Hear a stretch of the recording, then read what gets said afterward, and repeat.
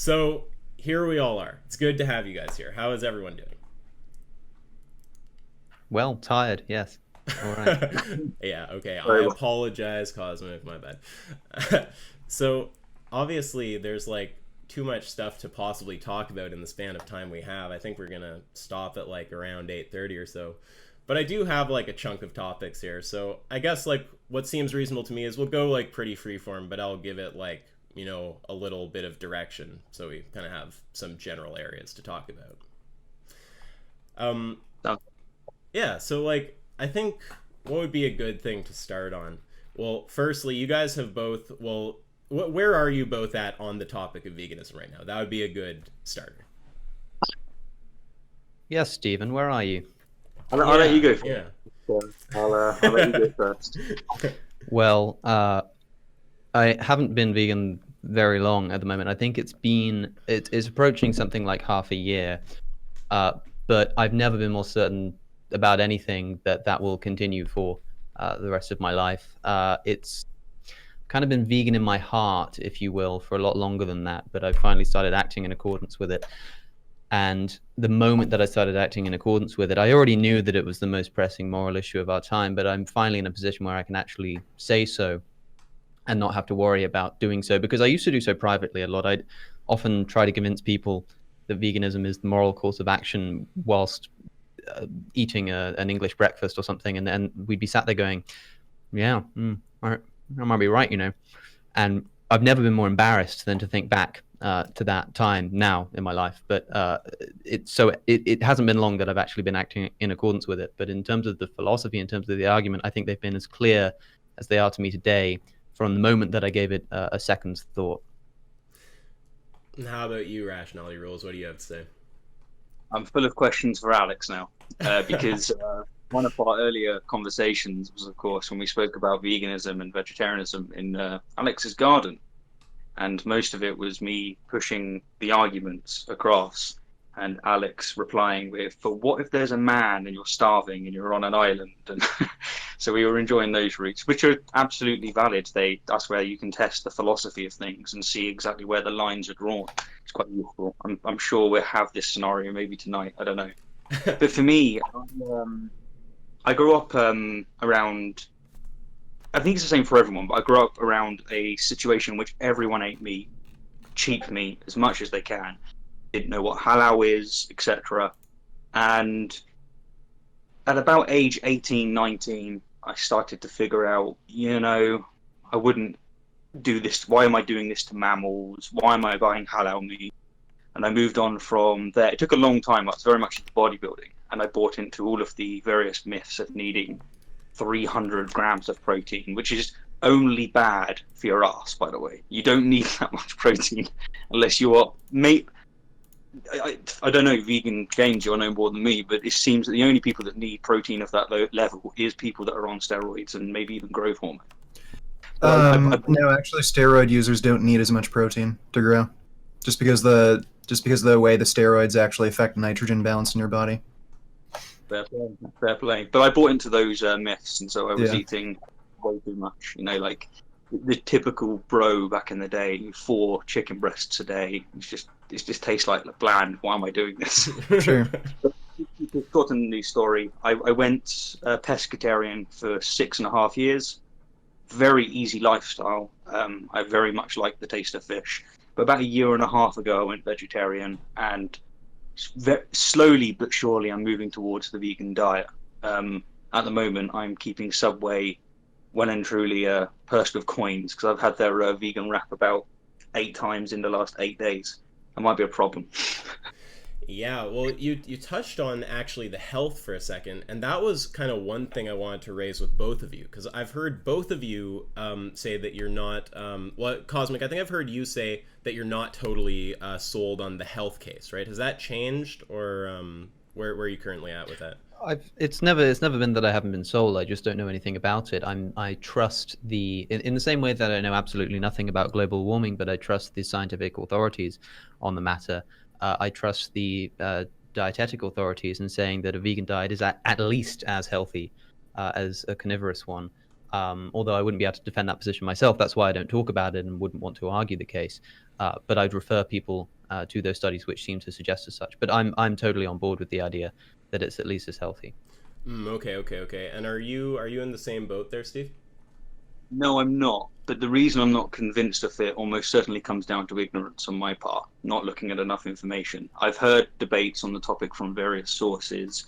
I would say briefly, there was a time when I looked into it for quite a while, and there's an NHS study which shows that the methodology is questionable in the sense that it's hard to tell what you can ascertain from it, but it showed 10,000 their longevity, how long they lived, it correlated with their diet.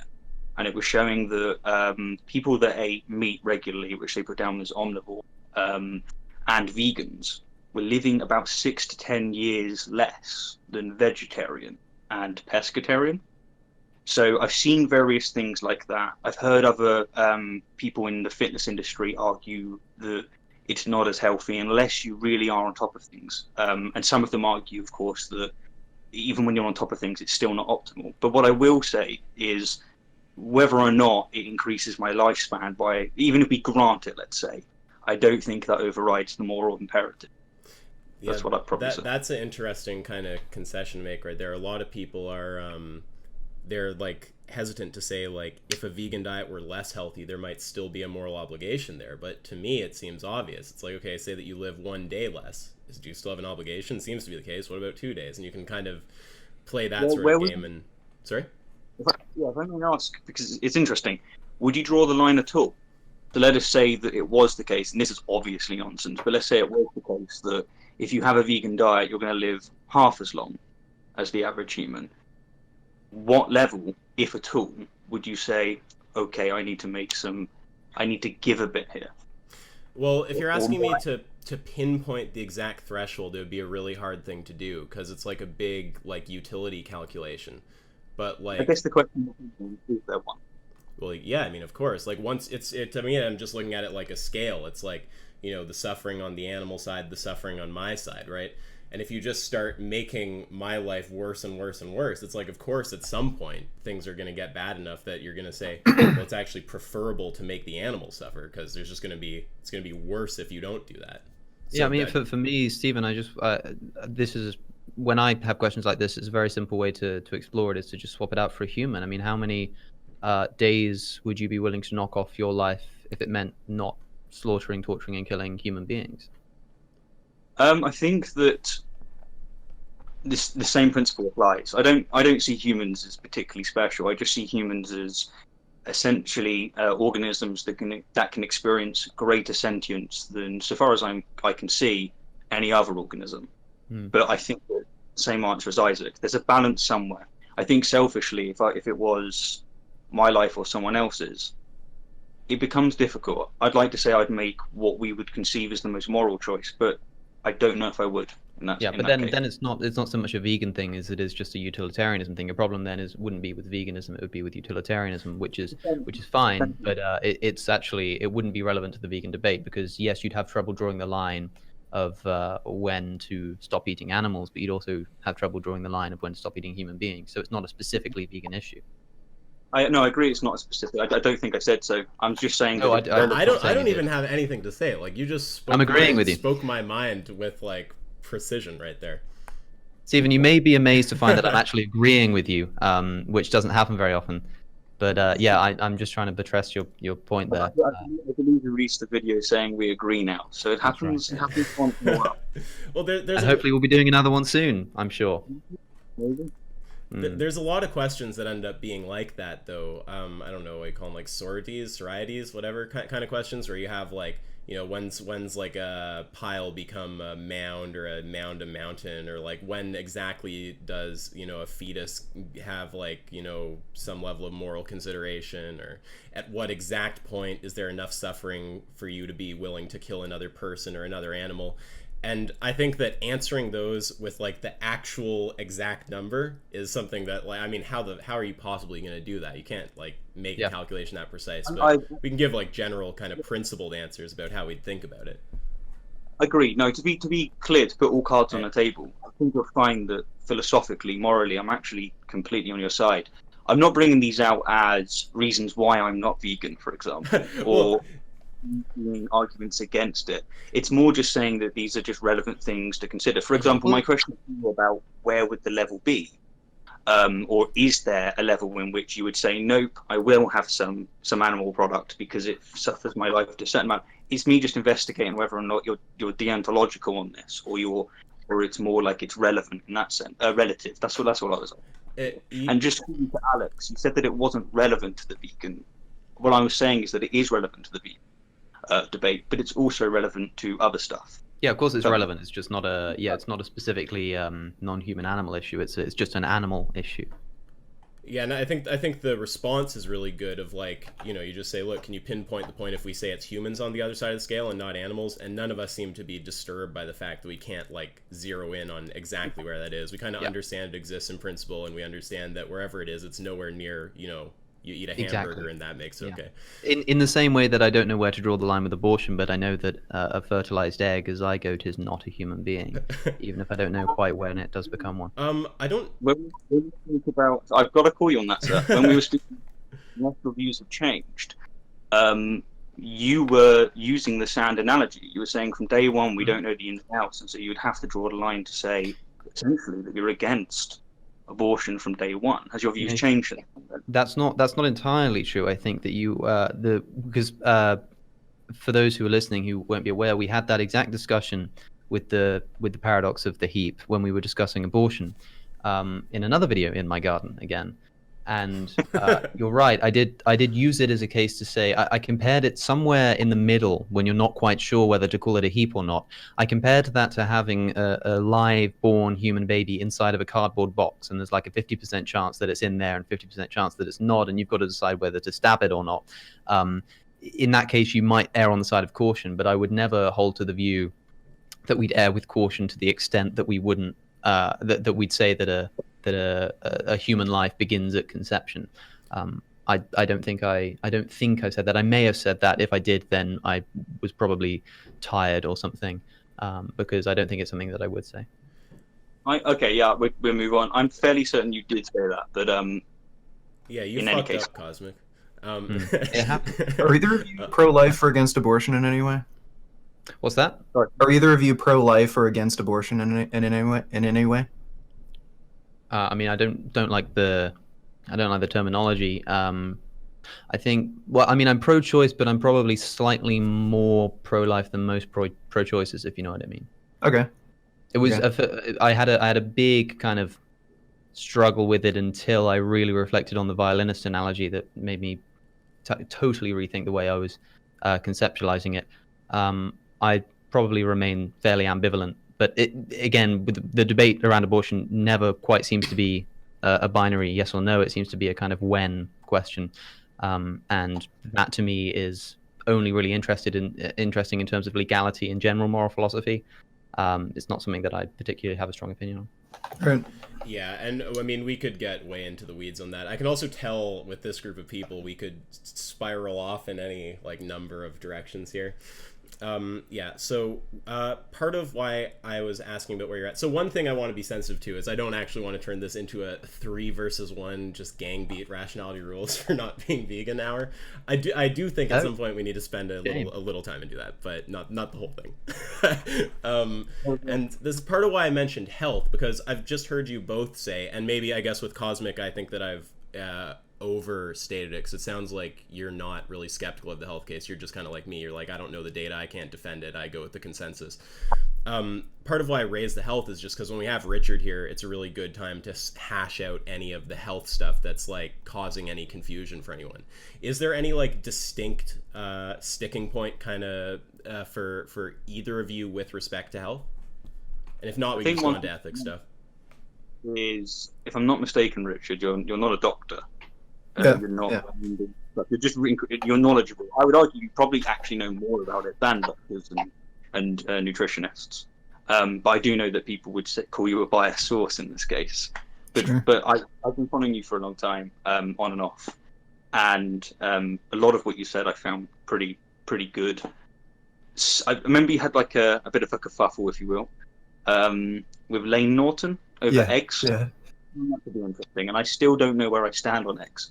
But what I've Really? realised, one thing I've been thinking about while coming through this conversation, is the amount of eggs that I eat is actually very, very low now. I find that dairy is basically the one vegetarian source that I'm getting.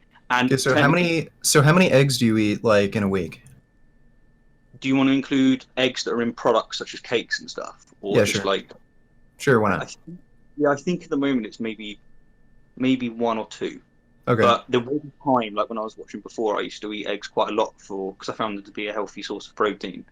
And I was just on the arguments there. What's the best argument against it? I would ask.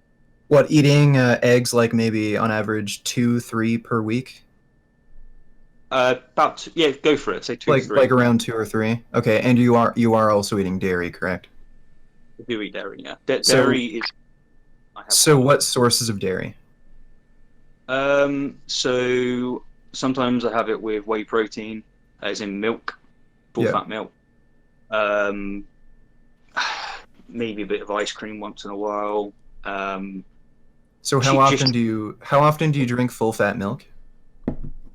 I only have it in tea. So Okay. to be fair, it's quite a small amount. The main source I get is from cheese. I have quite a lot of cheese. Okay. Okay, so there's a bit of controversy with cholesterol. The big thing is a lot of people don't understand that you can't accurately predict the increase in your serum cholesterol based on an increase in dietary cholesterol without factoring in how much cholesterol you're actually already eating. So a lot of these metabolic ward experiments where they try and like feed people 2, 3, 4, 5 eggs and then they see how high their cholesterol raises. A lot of those studies weren't factoring in that these people were already consuming a fairly decent amount of cholesterol. Usually, I think most people on average, somewhere between 350 to 500 milligrams of cholesterol per day. So if you're already eating that, chances are if you add any more cholesterol to your diet, even if it's like 5, 10 eggs worth, you're not going to get a big increase. But if you actually look at metabolic ward experiments where the people at the beginning of the study were eating 0 cholesterol, so basically they were eating a vegan diet, their cholesterol raised by, on average, 10 to 15% after ingesting 500 grams of cholesterol per day. So I think that's roughly 2 eggs worth per day. And this also your body has like these homeostatic mechanisms. So if you've actually abstained from eating any cholesterol for a very, very long time, so if you've like grown up on like a vegan diet, you might actually see that the increase in serum cholesterol in response to increase in dietary cholesterol is a lot more dramatic. It might be 25-30% increase to your serum cholesterol score. But the biggest issue with serum cholesterol is saturated fat. Saturated fat has a way greater impact on your serum cholesterol score than just dietary cholesterol. So probably the most heart-healthy thing you can do right now is cut out full-fat dairy, including milk and cheese. You're already not eating that many eggs, but obviously that would also help quite a bit. Fair, and I appreciate what you're saying about looking into the methodology of things. One thing I've very much noticed with anything biological is that the studies can actually be great, which I see it to akin as an argument being logically valid. The studies are great, but they are logically not sound in the sense that the methodology doesn't substantiate what the authors often think the conclusions get to. Sure. It sounds like that's what you're saying there. It's like that's especially true with heart disease. There's a lot of really bad research on heart disease where they don't take into account baseline cholesterol intake, or they use 6 study participants, and that totally Fs up the results of the data. So you do have to be careful with heart disease research in particular. Yeah, no, that makes sense. I've got you. On the topic of eggs, would you say a small amount of eggs isn't going to do you really much harm? And I understand the good answer, the best argument I've actually heard for veganism in general is, do you need it? Because if you don't need it, then the justification comes from your side. Okay, Richard, am I understanding you right that you're saying that the impact of the eggs is actually going to depend on how much cholesterol you already have on your serum cholesterol where it's at? No, so I'm saying that if you're already consuming a lot of cholesterol, if you add any more cholesterol to your diet, it's going to have a negligible impact on your serum cholesterol score. But if you have a zero cholesterol diet and you add in even a little bit of cholesterol to your diet, that's going to actually have a pretty significant impact to your cholesterol score. Yeah, so it's like how much an egg would spike that score is going to depend on how much other cholesterol you're already taking in. Yeah, essentially. One thing, what I was thinking, sorry, was should in the future I have the space to have my own chickens, one thing I would consider doing, at least at the present, is having and looking after them for their full longevity of their life, their pets, and also enjoying those produce. But I don't know whether or not that would be more healthy, etc. Sure. So I have 2 points. One's a health point, one's an ethical point.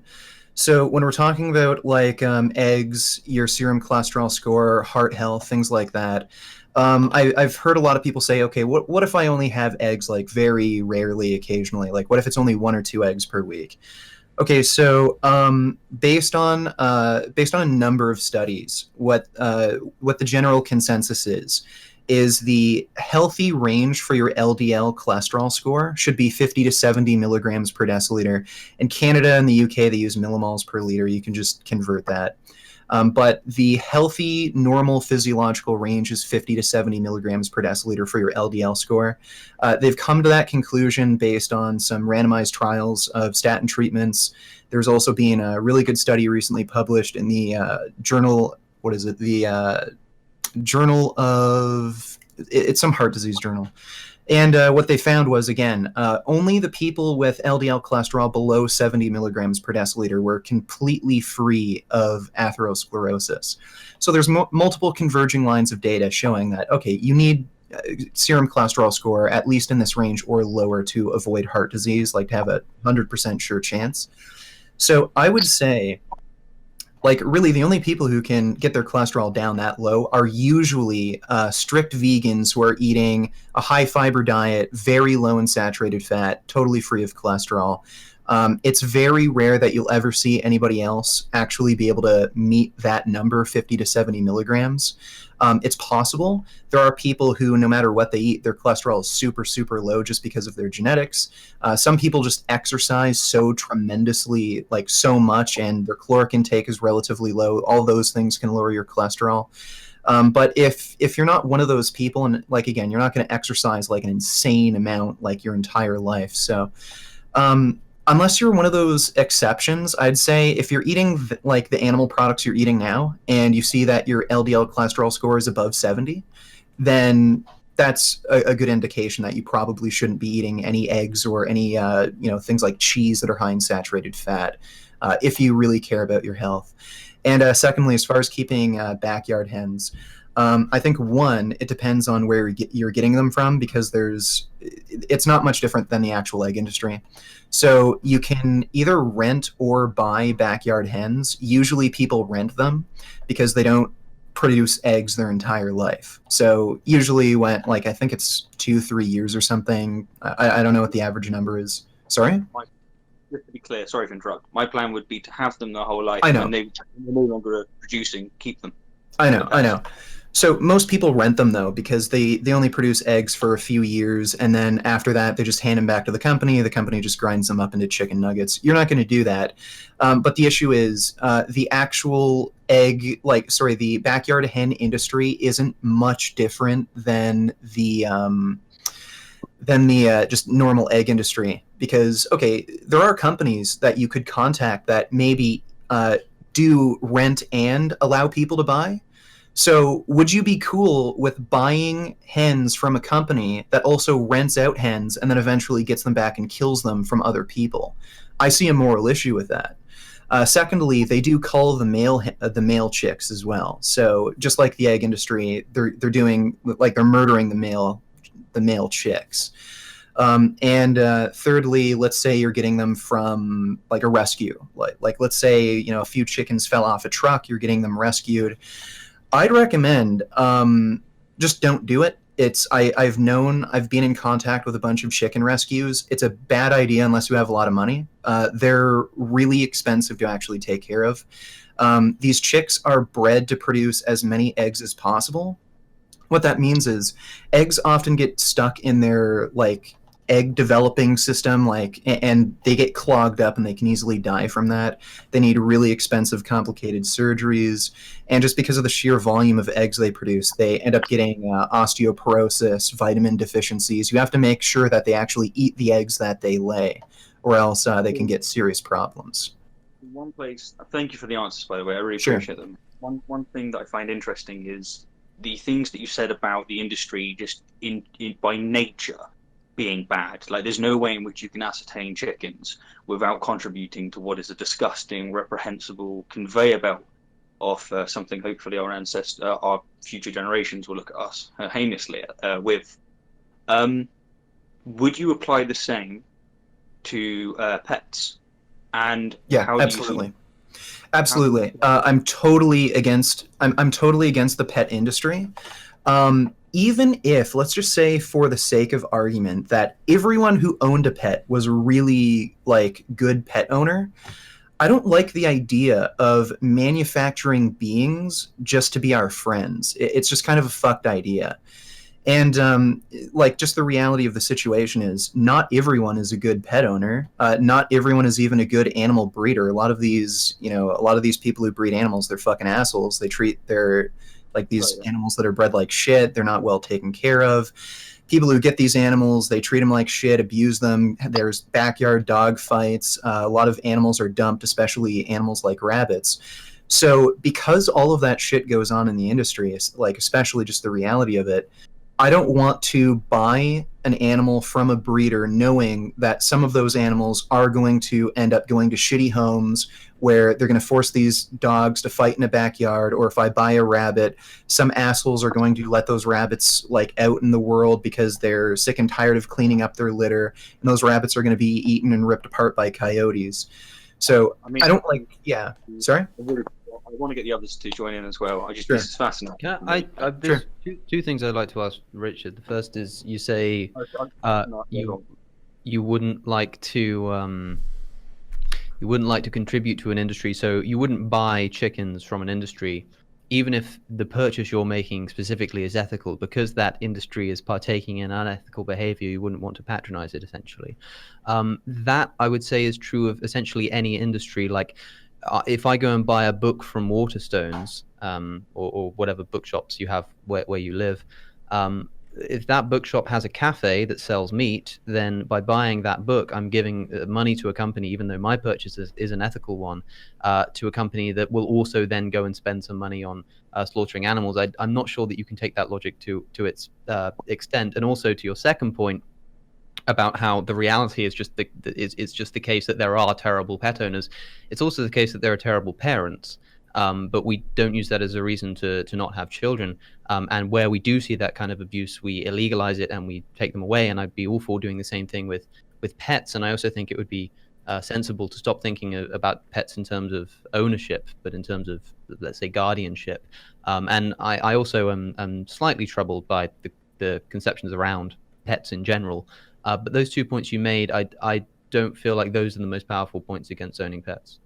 Okay. Well, the first point you made, what was it, like economic association? Like, because the industry is involved in some other heinous activities, you could say, okay, well, you can't buy anything anymore because somewhere down the line, those companies are involved in some sort of cruelty. I think he's just saying, if you take the same standard, like, you're going to be saying you can't like pay for a plumber because he'll spend the money on meat, or you can't go to like, the grocery store because they're going to, stock up some sausages. Because if the purchase that Stephen makes is ethical, which I don't know if that is, but let's grant that it is for a moment. Let's say that him buying the chicken and treating it well, etc., if that can be thought of as treating it as well, is fine. But you were saying that the reason why that might be objectionable is because that industry also rents hens and also grinds up hens and also kills male hens for the sake that they're male. Well, that's a separate part of the industry, in the same way that if I go and buy that's not a separate part of the industry. If it's, I mean, it's wait, separate in the sense that let's be clear. What you mean by separate, correct me if I'm wrong, you're saying that you're not generating demand for B if you're buying A. That's precisely the main set. Yeah, okay. Yeah. Okay, I think I agree with him. I think he's right about that. Okay, well, that you are directly supporting, like, paying for murder. Like, in order to produce hens and have it be economically viable, you do need to cull male chicks. Yeah, but in So order you for are paying for that. in order for a supermarket to currently be economically viable, it has to kill animals because there's so much demand for it that it would go out of business Sure. if it didn't. But I'm still Sure. going to spend my money at that supermarket, even though that's the case. Wait, no, wait. Now I think we're getting confused. I think that the culling is relevant because that happens to produce the product that you're actually buying. If you're like buying the chicken from them, so but I think your analogy, your point that you're making, Cosmic, I think that works when you're talking about the buying versus renting. Like, if we say, yeah. So that's what I think. I think it works maybe there, I may have misunderstood what you were saying, Richard, but I seem to pick up on a distinction you were making between Stephen buying the chickens or the hens and renting the hens, and I think that is a meaningful moral distinction. That is a meaningful moral distinction, but the issue still stands: is in order for this to be economically viable, like the whole industry, you do, like, these companies do have to cull male chicks. Look, even regardless, if he wouldn't, like, if everyone just bought the hens, even if nobody rented them, I think the male chicks are still going to be culled. Wait, I think everyone. Okay, wait. So we all understand that in order for the eggs or the chicks or whatever to get there, there's male culling that's happening, unless there is some technology about that where they can do something to sex them or whatever. But point is, males are getting killed for that exact product. But surely, Richard, you grant what he's saying when we're talking about buying versus renting, that when you buy, that's not generating demand for the renting business. That's like those two are economically distinct things, surely. Oh, okay, sure, yeah, sure. I grant that point. Okay, and then the others agree with the culling. That is something you're giving demand for, and we shouldn't be. If your purchase necessitates the culling of male chicks, then absolutely, it's not something you should be giving your money to. Now, sure. And you also had another problem with, like, how I saw the pet industry. I can hear RR trying to talk. Sure. It's because his phone. It's cucking you. Sorry. I don't want to overtalk. I understand that with me being the veggie, I'm probably going to get to speak a bit more. but I just across the T there, what you mentioned, Richard, about the culling of male chicks was something that had escaped my mind temporarily, and the bringing that back. No, I don't think that I probably will have chicks. Okay, cool. Okay, and this I also forgot another point. And this involves the pet industry and animal agriculture industry. Can we whatever. just point out that we have just made moral progress, and this proves that moral realism is true? Yeah. So I loved Cosmic's reaction. Sorry, please go on. I actually forgot to point out these animals are being selectively bred. And these animals are being selectively bred for the purpose of being like what's considered an ideal pet. They're bred to have a certain size, certain shape, certain temperament, certain look, produce a certain amount of eggs each month, things like that. And when you do that, you're breeding in disease. So these animals are just by nature being selectively bred. You're ensuring that they're going to have a much higher risk of genetic diseases in the case of like dogs and cats. Hip dysplasia, blindness, mental retardation, different sort of birth defects, and in the case of like chickens, cows, they're super high risk of reproductive issues, osteoporosis, things like that. I also see that as immoral. Yeah, I agree with you. Would you call them maybe the pug of the avian world? Yeah, basically. No, if you guys have anything else you want to say on that, that's fine. But I wanted to bring it along to meta-ethics, actually. Does anyone have any final things on eggs and stuff? No, I think we burnt that one out for sure. Okay, so where are we at on meta ethics? I mean, anyone can go first. And also, are you guys still fighting about this? Is one question. Look, Isaac, if you want to watch my podcast, you're more than welcome to find out the specificities, and so can your viewers and listeners. I can only speak for myself. I think Steve and I are more or less on the same page now, but who knows? It kind of depends on exactly how you place it. Things have gotten a little tricky for me when I started to accept that I can't ignore the fact that free will doesn't exist. When trying to construct a meta-ethical framework, I'm essentially a psychological utilitarian. I think that the only thing that can be desired is pleasure, and I think that because you can't help but do what you desire, every action you do is indicative of a belief you hold that it will maximize pleasure, and you're either right or wrong about that belief. but there's no normative component that can be injected there without crossing the is-ought divide. I don't have a problem if you cross the is-ought divide. One of the things that Steve pointed out to me is in bringing up the problem of induction. If we're willing to cross from an is to a will be, we're willing to use facts about what is the case to induct what's going to happen in the future, which is a totally illogical jump, then it's not too dissimilar to jump from the is territory to the ought territory. But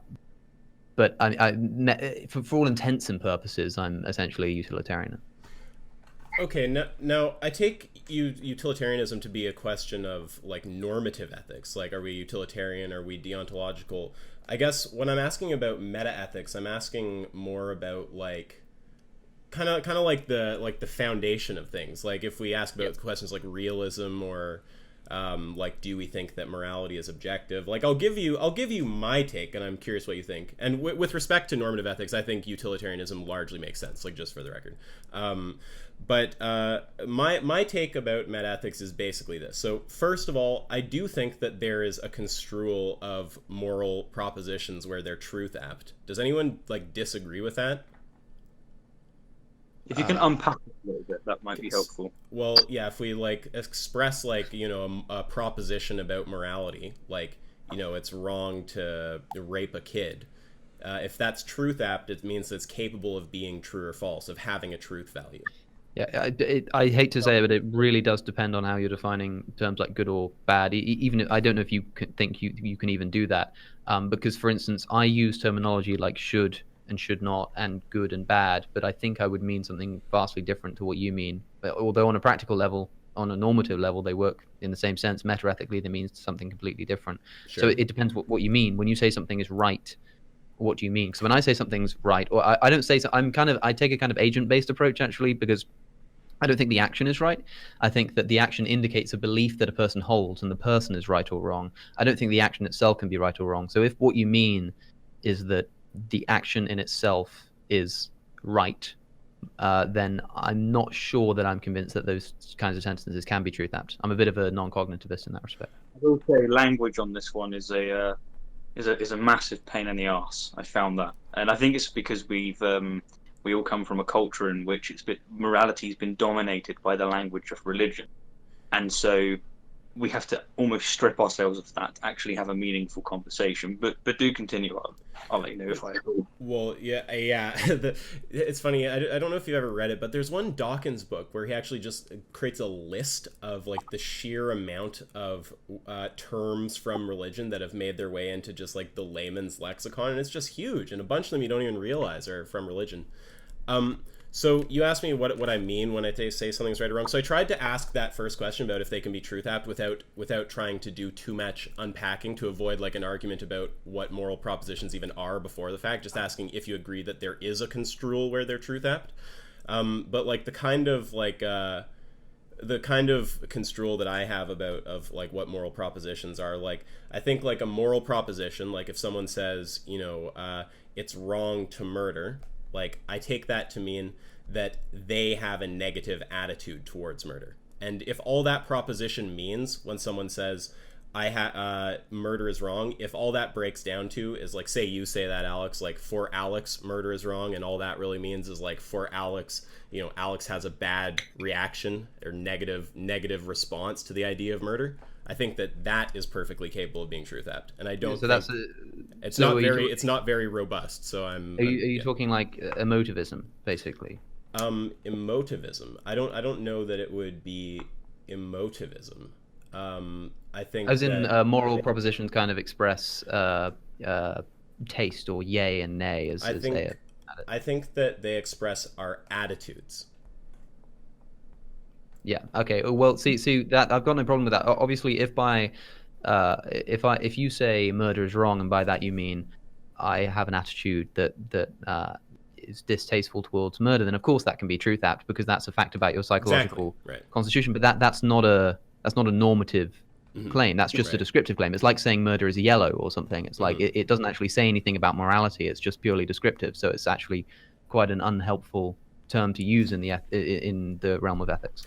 I mean, why bother in ethics if the idea if in ethics all you can say is, hey, I don't like this, then you're not really doing ethics. You're just describing your psychological state. I don't know why describing your psychological state can't be doing ethics.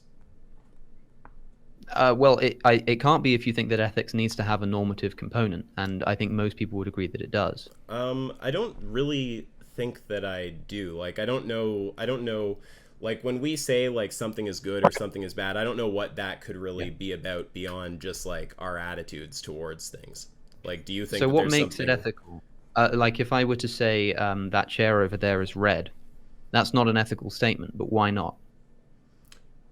I don't think it's about your, like, attitude of, like, approval or disapproval of the chair.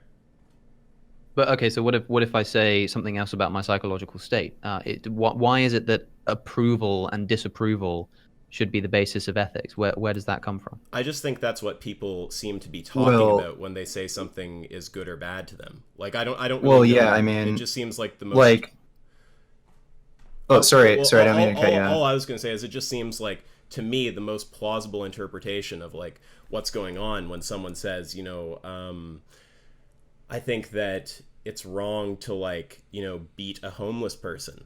I just think that a plausible interpretation of that, the one that seems the most plausible to me, is they're just expressing an attitude of disapproval towards that action. But does that mean that you sit very much in a subjective moral framework? Yeah, oh, Because absolutely. I'm a subjectivist. Like, if I had to condense my moral system down to two propositions, the first would be that one I asked you about, whether moral propositions are truth-apt. And I think that we can give construals where they're truth-apt, although definitely they're devoid of some, like, spooky, like, I don't know, like, normative compulsion, like, component. It's just some description of your psychological state. So, like, I think that that's truth-apt, those descriptions. And then I also think the second proposition that would make up my subjectivism is that the truth value of those propositions is contingent on the attitude of the subject they're indexed to. So if we have some proposition like, for Alex, murder is wrong, that's describing, like, the psychological state that you have about murder, right? And if you were saying it's wrong, we're saying you have a negative psychological state. If it's the case that you actually had a positive psychological state, that proposition, for Alex, murder is wrong, would be false. Like, that's my construal is pretty, like, simple. Yeah. I don't think there's any, like, spookiness to it.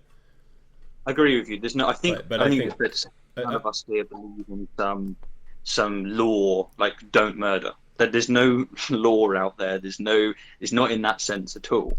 But would you say that people's sexual preferences, as they're called, I think it's perhaps badly termed, but people's sexual desires, etc. Would you say they're subjective or objective? What do you mean their sexual desires are subjective? Well, so for example, I'm a straight person. I have pretty much no interest whatsoever in the same sex. Mm-hmm. Is that a subjective statement or an objective statement?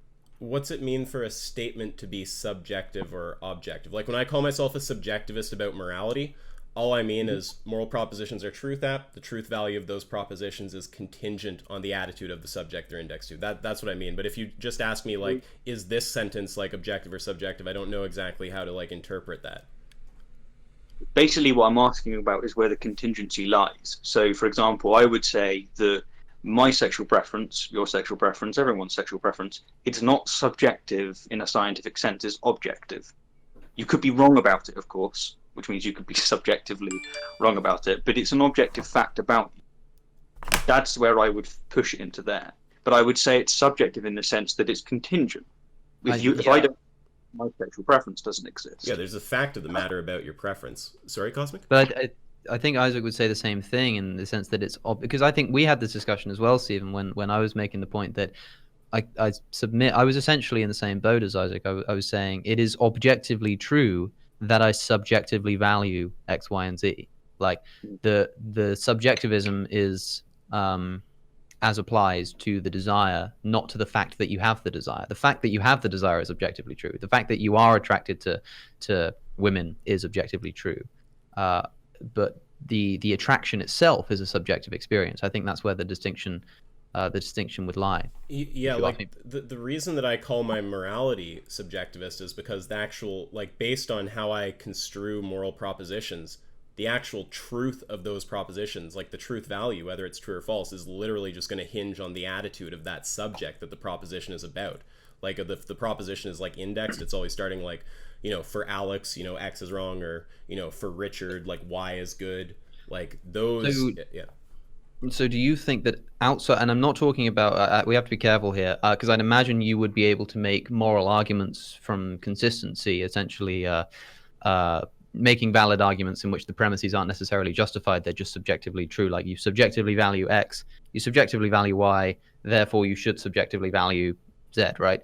But outside of that kind of moral argument, can there be such thing as moral disagreement? If all it expresses is a distaste, then I don't think, if I say murder is right and Stephen says murder is wrong, we're not actually having an argument, and there's no moral argument to be had there. So I don't think you're even, like, when we do that, I don't think we're even talking about the same propositions, which I think you would interpret as meaning that we're not disagreeing because we're talking about different things. So if we take some proposition like murder is wrong, and one person's like, I think that's true, and the other's like, I think that's false, but then we break that proposition down more carefully, and it actually turns into two propositions, and one of them is like, for Alex, murder is wrong, for Stephen, murder is right.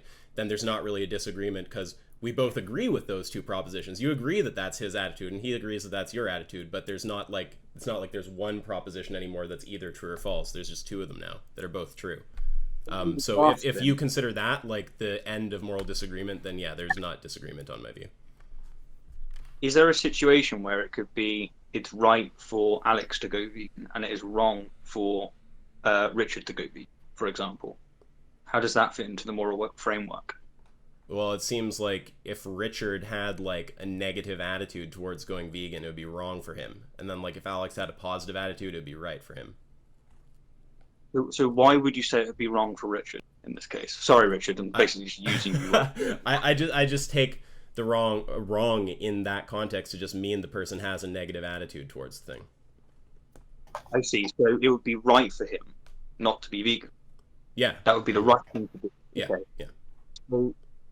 So really, you work in this sphere where I just take right to mean he has a positive attitude towards it. I got you. But if you meet someone and they say they really don't care, like it's not their preference at all, they are built in such a way that they don't feel any negative feelings, no negative connotations when they're considering the pain of other organisms because they don't consider them anything like the same. Do you have to just go, well, we're done? Because that person has a different moral framework from me, and if I'm in contest with them, that can only end in war.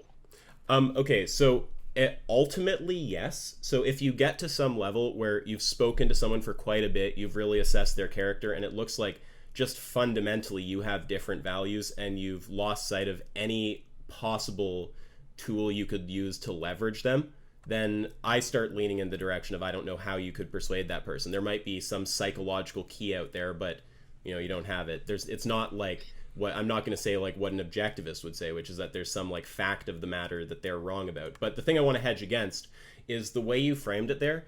It made it sound like I would give up on moral discussion the second someone says I have a fundamentally different value. I think you can play around with what people say. You can show the consequences of, where their moral statements, you can show where their statements will take them, like how they ultimately play out, compare them with other values, see if they're in conflict with other. There's a lot of work you can still do to move someone. So I don't just give up the second they say I've got some different fundamental value. But like if you mean like in the end of the line, like you just know, say you're just given the facts by the universe that person has irreconcilable valuables and you just know it to be true, that there's nothing that could leverage them.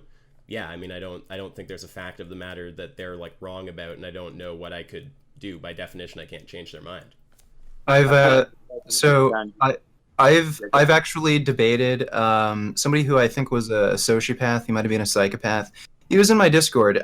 He actually stayed on I don't know if you could technically call him vegan, but he was on a 100% plant-based diet, didn't eat any meat or anything. Just because I convinced him it was optimally healthy. Like, he only cared about his health. Was that Denise? No, it was a dude. He ended up Okay. leaving because I just stopped arguing with him after a while. So he, like, flat out just, like, he was an actual sociopath. He did not care if he harmed anyone, couldn't give a fuck. Like, he could just kill anybody, not think of it. He was only out for himself. The only reason he didn't end up killing anybody is because he's like, okay, like, I couldn't get away with it, I'd probably go to jail or something. There were always these selfish reasons. like I'd kind of agree with Isaac on some level. There's a point at which people just have like these base fundamental views that are just so much different than your own. You can't really argue morality with those people. There's kind of you kind of reach a limit. One method I used with arguing with this guy was just talking about how morality is like it is built in a social context. Like again, the reason he didn't end up killing anyone was because there were consequences for himself. And I just brought up the point, like, you know, there could be a situation where there's a consequence for you harming other animals. Like there could be environmental issues that end up like coming back towards you. There could be social issues, like, okay, if people found out that you were cutting off cats' heads, you know, they probably wouldn't want to associate with you. You probably wouldn't get a job. So like I would say, like, if you are talking to somebody who is like a psychopath, sociopath, or maybe not even, like, they, for whatever reason, they just think, oh, killing animals is fine, I would kind of like I'd start talking about the social consequences of like meat eating, animal agriculture, killing animals with those sorts of people, because that seems to be the only thing they care about. Like ultimately, there are just really selfish people, but you can appeal to selfishness. Like, and again, the guy went like vegan technically because for selfish reasons, health. Do you think there's a fact of the matter that he's wrong about when he disagrees with your values? No, and I'm I'm an existential nihilist. I don't think there's like meaning or value to anything. I just think we apply our own subjective values to things, and I don't think he's wrong in any way in believing what he believes. It's just that there are ways of appealing to certain people. Like everyone has some sort of value. He values his own life and existence and well-being, so. There are still ways of arguing morality with these people, just because morality by nature is social. Well, I think it's. No, go ahead, please. I think it's simpler than that. I disagree with you both that there are irresolvable conflicts when it comes to people's interests. I think that every single person has an interest towards their own pleasure, almost by definition. I'd agree with you there. And therefore, when you talk about arguing from selfishness, it can be done. All argumentation for morality is an argument from selfishness. I think that the way that morality, the way that it works, is by the maximization of one's own pleasure. This is where I wouldn't be a utilitarian in the normative sense, where they go from they make the jump from saying that because I desire my own pleasure, that means pleasure is good, which means that the general pleasure is good for everyone. I'm sticking with the first proposition. I just think that my pleasure is good, just as Stephen thinks his pleasure is good, and just as everybody thinks that their own pleasure is good. That to me is a psychological fact. That's an unavoidable fact. That's the objectivity at the basis of morality. Now, what I can do is say, I can argue about what will objectively maximize someone's pleasure. What I can't do is tell them why they should value their pleasure. But I know that they do, and I know that I do. So in the same way that where what Isaac you might do, if you think that there are irresolvable moral conflict somewhere, you would generally just find the point at which you agree, and usually you don't have to go all the way down to pleasure. We all agree with certain slightly higher level Sure. claims about morality, and I think that seems to be, Isaac, where you're laying the subjectivity. You're saying that people have certain interests, like someone has an interest for their own health. Well, I don't think they have an interest for their own health. I think they have an interest for the pleasure that derives from being in good health. The desire isn't aimed at the thing itself. So all of the subjectivity lies in this single proposition that my pleasure is a good thing. Everything else is an objective derivative. That's what I would say. Yeah. Okay. So one or two things. So first of all, so one claim that you're making is that like every human has this like shared motivation of pleasure. So it can't be that there's an unresolvable conflict of values because Every living creature, in fact, yeah. Okay. Now, just so I can make the point though, say that there's an agent that we just construct somehow. Maybe it's like an AI and it just doesn't have that goal. Would you have an irresolvable conflict of values with that thing? It wouldn't be sentient. It wouldn't be able to do anything consciously. If you don't have a conception of pleasure and pain, then you don't have a conception of preference. And if you don't have a conception of preference, then you have no motivation to action. So you'd just be a vegetable. Why would you need... Okay, so I think that we might have some problems here. So just before delving into it, I think that there's okay, so it seems to me, first of all, like it is totally coherent and like logically possible to picture an agent that has a preference for something, but that doesn't have that can't experience pleasure or something like that. So we probably disagree about that. We'll have to talk about if that makes sense. But then, if we grant that such a being exists, surely then we agree that we have it's possible to have an irresolvable difference of values, right? I imagine so, but I simply can't grant that premise by definition. Okay, I think let's talk it through. Derives from pleasure. Okay, so why is it that you can't have a desire without pleasure being attached to it? Because pleasure is the only thing that's it's psychologically possible to desire, to the extent that pleasure is by definition what is wanted when experienced, in the same way that pain is by definition what is not wanted when experienced. But is pleasure a brain state? Yes. Is it the same brain state as desire? Well, desire isn't so much a brain. Is desire a brain state? Surely there's a brain state or some kind of like general type of brain state that corresponds to desire. Because I think you're going to hit a problem there, because they're not going to, like, I don't think they're like analytically the same thing or necessarily entail each other. So a lot of people have criticized me for being circular when it comes to that part of it, but I actually don't have a problem with seeing the two terms as essentially synonymous. My whole point, my whole argument when I make this case is to essentially show that what you desire and what you think will maximize your pleasure are synonymous concepts, psychologically speaking. That's my whole point, which is why I don't think one can exist without the other. Okay, so I want to because they are just. Your mic, can you say it again? Sorry, I was just going to say, would it perhaps be better to say that one's contingent, as you were saying, where it all reduces down to the wanting the pleasure. So when you say like I want to do this, it's not the same thing. It's more that is contingent on this. And perhaps a fact about the world. Well, if they're synonyms, they're just literally the same thing. It can't be that something's contingent. Well, is it contingent on itself? I'm not sure if it's most helpful to think of it as synonymous or not. That's something that I'd be willing to discuss and debate. But it's certainly one or the other, and whichever one it is, the point is essentially the same. Either desire is a derivative of pleasure in the sense that what you desire is by definition what you think will maximize your pleasure, or they are just synonymous concepts. So everyone desires pleasure is a claim that you're making, right? Yes, everyone desires their own pleasure. Okay, so here's my critique. So if they are synonymous, it is circular. It's just saying everyone desires desire, right? So it's a tautology, I guess would be the right term. Yes, absolutely. Wait, everyone desires desire. Wait, okay, I don't know what the perfect way to think about that. I have to think about that for a sec. But the point is, it's not really saying a whole lot. Well, it is a tautology, because you could say like.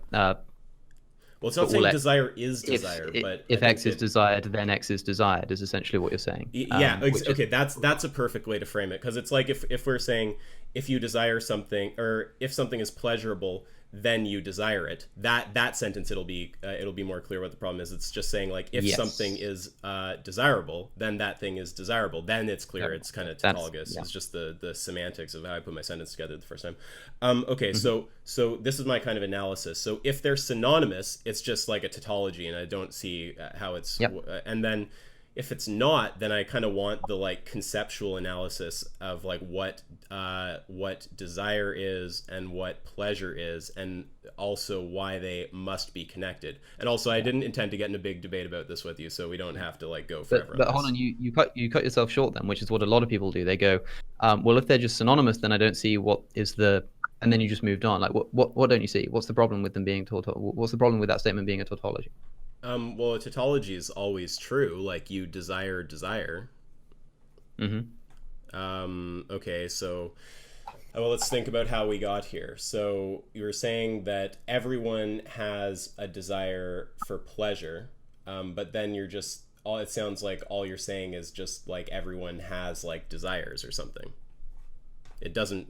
It's not. It's then it's like the similarity everyone has on your view is just that they have desire. Yeah. It's not that they have a shared. Wait, can I finish this? It's not that they have a shared goal of something like pleasure. That's then the basis of all hypothetical norms. That can be the value you appeal to say there's no irresolvable value difference. If desire just means desire, then sure, everyone can have desires, but that doesn't mean that they have the same desire at the base that we can reduce things down to and say there's a some kind of like general standard that we can always argue someone to a position from. Yeah, which is why I think it is helpful to think of pleasure as a separable concept. But the problem is like I think you need to, or else I think you get this like it just becomes a tautology, and then you lose the force of what you're trying to like. Wait, let's see if we agree on this, because maybe I'm missing something. Sure, if it's just all you're saying is desire, then you'd agree you're not going to have that foundation anymore to say there's no irresolvable value differences because everyone desires the same thing, because all you're saying is everyone has desires at that point, and those desires could be for different things. And if everyone can desire different things, it seems like you could have irresolvable value differences. Well, then you could just rephrase it in the sense that everybody has an interest in fulfilling their desires, and so you can make objective derivatives about how those desires can be fulfilled. Wait, but you're going to have that same problem unless the actual desire at the base or desire set is the same. If you're just saying everyone has desires, then there can be irresolvable value differences. People just desire different things. Yeah, I think I'd probably grant that actually, yeah, which is why I suppose then, yes, it does make sense to think of pleasurable as a yeah, so I think you have to go down that road. I think you're going to have to say that pleasure and desire are separate, but then someone can do kind of like, okay, well, are they brain states? And then you have this empirical problem of you have to show what the brain states are and that they always entail each other. And if you can't do that, then just asserting it will turn into like question begging, basically. Yeah, that's where things get tricky. But I do think we can get there another way. I'll let you continue, but I know I can chime in a little here, should you want to. No, go ahead. I want it. Yeah, please.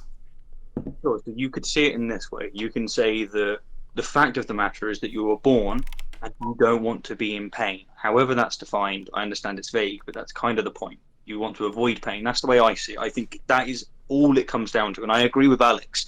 It can all be reduced down, and that is actually it. You don't want to be in pain. Then what you can do with that foundation, and that foundation is axiomatic, which is to say that it's just there. So if you're looking for a justification for it, I can't give you one. But what we can do is agree that you have it, because you're not going to find someone that doesn't say, yeah, that's my goal. I don't want to be in pain. What you can do then is build premises. You can say, given that the world is like this and this, in order to fulfill my preference, to fulfill my axiom, I ought to do Y. Well, I think then you can make moral arguments. Then you can start saying objective arguments. Another way you can put it is to think of Immanuel Kant. Sometimes get that wrong. You mean from Stefan Molyneux, sorry. The hypothetical imperative, Stefan Molyneux's concept? Oh, yeah, totally, yeah. His entire concept, of course. That was hilarious. It was a good little saga. I liked your debate with him, by the way. It was brutal. He spent 2 hours dodging a hypothetical that shows he's fine murdering disabled people. It's amazing. I'm making a video called Molyneux and Bailey, which is the modern Bailey fallacy. Because even with your debate, so many times you'd ask him a very good question. You'd say, justify that, I get them mixed up sometimes, the Mott.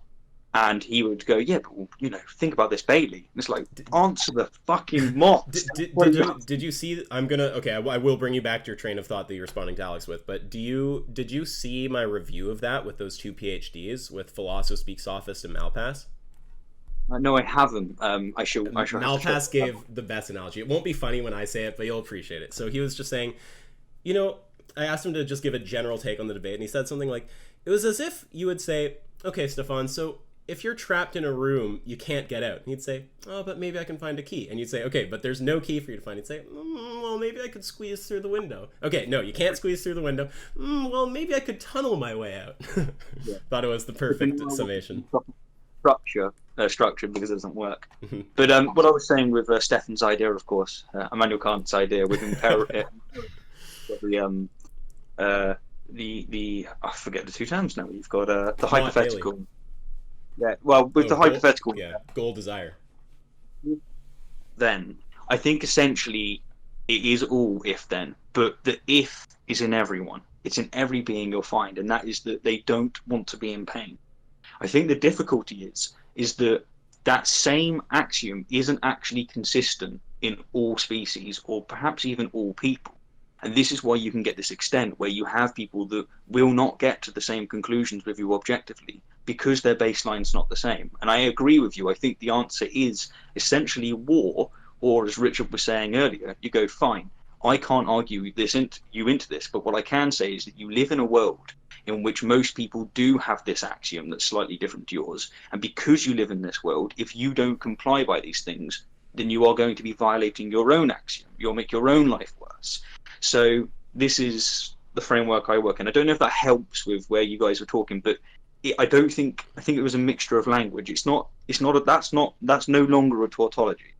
Well, I think I'm pretty sure we will all agree with the notion that once we grant that a given thing is good, then we can start building hypothetical norms off of it. Like, does anyone have a problem with that? If we say, like, you know, maximizing like this kind of brain state is good, then we can just build arguments. If maximizing this kind of brain state is good, then we ought to do that action. Maximizing this kind of brain state is good, therefore we ought to do that action. Yeah. Depends how you're phrasing it. I mean, because depends what you mean by good. If good is just a descriptive term, for instance, then it might not follow that because something is good, then you ought to do it. But also, I don't think that Stephen uses hypothetical imperatives in quite that manner. At least when we last spoke about it, you were talking, Stephen, about hypotheticals such as, if you want to maximize your pleasure, then you should do this. But it doesn't logically follow that because you want to maximize your pleasure, that you should maximize your pleasure. So I wouldn't accept that those hypothetical imperatives are. But the point that you were making, I think, is the important thing, which was to say essentially that that hypothetical imperative, the fact that we all desire to avoid pain, which is how we should have phrased it from the beginning, rather than the achieving of pleasure. I think it's perhaps easier to think of it as the avoidance of pain. That is something we all share, and we can have derivatives from that. I just don't think they can be. I think that you can't just say, I want to avoid my suffering, therefore I should do this. You either have to say, I want to avoid my suffering, therefore I want to do this, or you have to grant somehow that I should avoid my suffering, and therefore I should do this. You can't kind of axiomatically done from the outset, just straight from the outset. You'll find someone you can say to someone, is it the case that you want to avoid pain? And I imagine if we could communicate with other animals and sentient beings, it would be the same. The answer is yes, they don't want to be in pain. I don't actually care about the fact that that's not justifiable. I think that's a brute. I don't think that's not necessarily justifiable. And in fact, this would be a useful concept to inject into the kind of moral subjectivity that Isaac is proposing, because you could say, well, look, I know for a fact that you want to avoid your pleasure, you want to avoid your pain, and therefore I can say that you yada yada yada premise. That's really all. Therefore, I can say that. Therefore, I can say that you want to be vegan, and if you think that when someone says veganism is good or you should be a vegan, all you mean is that, you know, I want to be a vegan, I have an interest in being a vegan, then that's a useful concept to have. Yeah, I think I made my sentence confusing by using the word good. Like, I'm just saying, if we can agree that there is something you should do, and we can talk about how that's grounded. Maybe it's an objective fact, maybe it's just that we all subjectively agree. Just the point is, like, once we agree there's something you should do, then we can build kind of like hypothetical norms out of that. We should be like, if you should maximize happiness, and doing this thing maximizes happiness, then you should do this thing. So I think that all I'm trying to do is just like grant really what you're saying, RR. Like, it seems like yeah, moral discussion becomes vastly easier once we get on the same page about some fundamental goal or some fundamental should, because then we can just talk more like empirically about, well, like, look, here's the data that proves that this given thing will actualize that thing that you think you should do, so you should do this thing. So when it comes to veganism, this is where I'm actually having a little bit of an issue, and it's because I spoke to a very smart activist, put it in my head, and I can't get the fucking thing out of my head. It's driving me nuts. And this is the perfect audience in which to fix it. Yeah, good job to whoever did that to him. Yeah, it Armin, was it? Yeah. So Armin he's one hell of a beast. He recently posted a tweet in which he said, I've been fasting for 4 days, which I'm not convinced is a great thing to do. Richard would know more about this than me, but he's been fasting for 4 days. It helps if you stare at the sun, yeah. And he's basically taking the mick out of people doing Ramadan, saying, listen, I'm not a pussy like you. I can actually go the full whack. Who wants to do it from sun down? But what he said on this matter was, if we accept that premise, because we do, that your goal is your own happiness, there's actually arguments to be put in place to say, I should not watch or be privy to information such as what happens in the animal industry, because it brings me unhappiness, and as a continuation from that, it causes me not to eat meat. I like the taste of meat. This is the argument. And I think it's actually quite hard to argue against that. There may be an argument to say, actually, no. And I thought, me and you, Alex, we've spoken before, I thought the way that we can get around that is by introducing John Rule. I'm not so sure that's the case anymore. I maybe I misunderstood what you were saying before. I would say, to answer this freshly, I would say that, yeah, I agree with you that that's actually true, but that it's too late. And because I'm aware of what's going on, it's in my best interest to tell you what's going on. And it may not be in your best interest to know what's going on, but it's in my best interest to inform you of what's going on, so I have to do so. And So, as soon as you become aware, then it becomes your best interest to act in accordance with it. I can accept that. So, like, it's in my best interest not to know you until I know you, and then it's in my best interest to know you. That's in the same sense. That's in the same sense as saying, like, what I'm essentially doing by telling people about veganism is making them more immoral, because previously, while they were doing an immoral thing, they weren't immoral people because they weren't fully aware of the situation. But once they become aware, then they become an immoral person if they don't act in accordance with the morality. But like, it's just one of those kind of unhappy facts about the whole affair. Maybe is it better to have more moral people by making them completely ignorant to their immoral actions? Well, maybe, I don't know, but it's not my choice to decide that it's in my interest to let you know of what's going on. And once you become aware, then it is now in your best interest. So that argument would work only to the extent that you're not thinking about the argument. Therefore, for all intents and purposes, the argument doesn't really work, if you see what I'm saying. I think I do see what you're saying, but I do think that there's a validity to it that is irritating, because my conscience is on the side of that is an inconvenient thing that someone's brought up to me that is giving me more philosophy of veganism than anything else.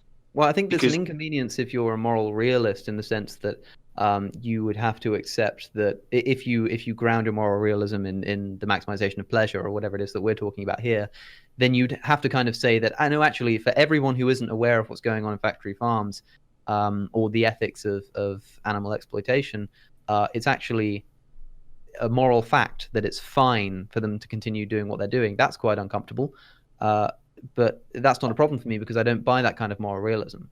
So, like, is that what you think? Is that what you mean when you say it's uncomfortable? That it could just be true, that it's fine, that it's the moral imperative for somebody is to remain ignorant? It's not. It may be. What I'm saying is that, one, I haven't thought it through. I have not thought it through to its conclusions in all ways. I think it's actually a really broad consideration. But I think, two, is that I'm getting the strong sense that there's a logical argument not to know certain things. Like, the second you figure out that laptop that you're using, in order for you to have it, you've paid towards an industry that mistreats humans in a very, very grave way. You now incur a moral burden that perhaps reduces your happiness. There's an interesting dynamic there, because you now have to act on that, or you have to act to a certain degree. So, and this is an interesting. Do you think it's let's say that, like, someone's mother develops cancer, it's not in their best interest to know that.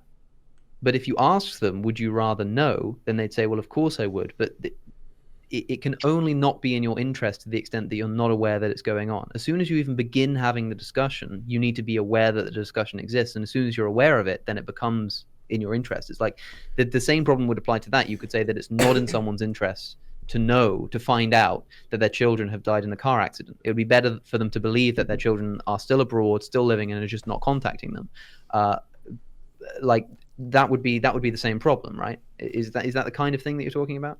Can I frame it? I might know an easy way to frame it. Like, correct me if I'm totally wrong here, but is what you're saying just that if what is good is like the happiness of some particular individual, like say that it's that the happiness of Alex is good, and say there's two possible worlds, one where he knows about the animal holocaust and one where he doesn't, and his happiness is lower in the one where he knows about it, even though overall well-being is better, that world is in fact worse according to the moral system that says Alex's happiness is the moral goal. Is that the kind of thing you're saying?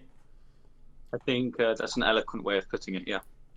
Okay, yeah, and I actually have to agree. I think that is the problem with one of the problems with saying that it's going to turn into a war of me and you, Alex. I'm sorry. I think that is part of the problem, though, of saying that the good is like just about what makes an individual happy, because then you'll get a reductio like that, like two possible worlds, equivalent in every way. One they know, one they're less happy, one they're more happy. But in the world where they're more happy, everyone else is suffering. In the world where they're less happy, and you can even do it where you crank the other people's happiness up to infinity and make an infinite amount of them, or down to, you know, the lowest possible, and create an infinite amount of people like that. So it just seems crazy to want to take the view that the good is just about the individual.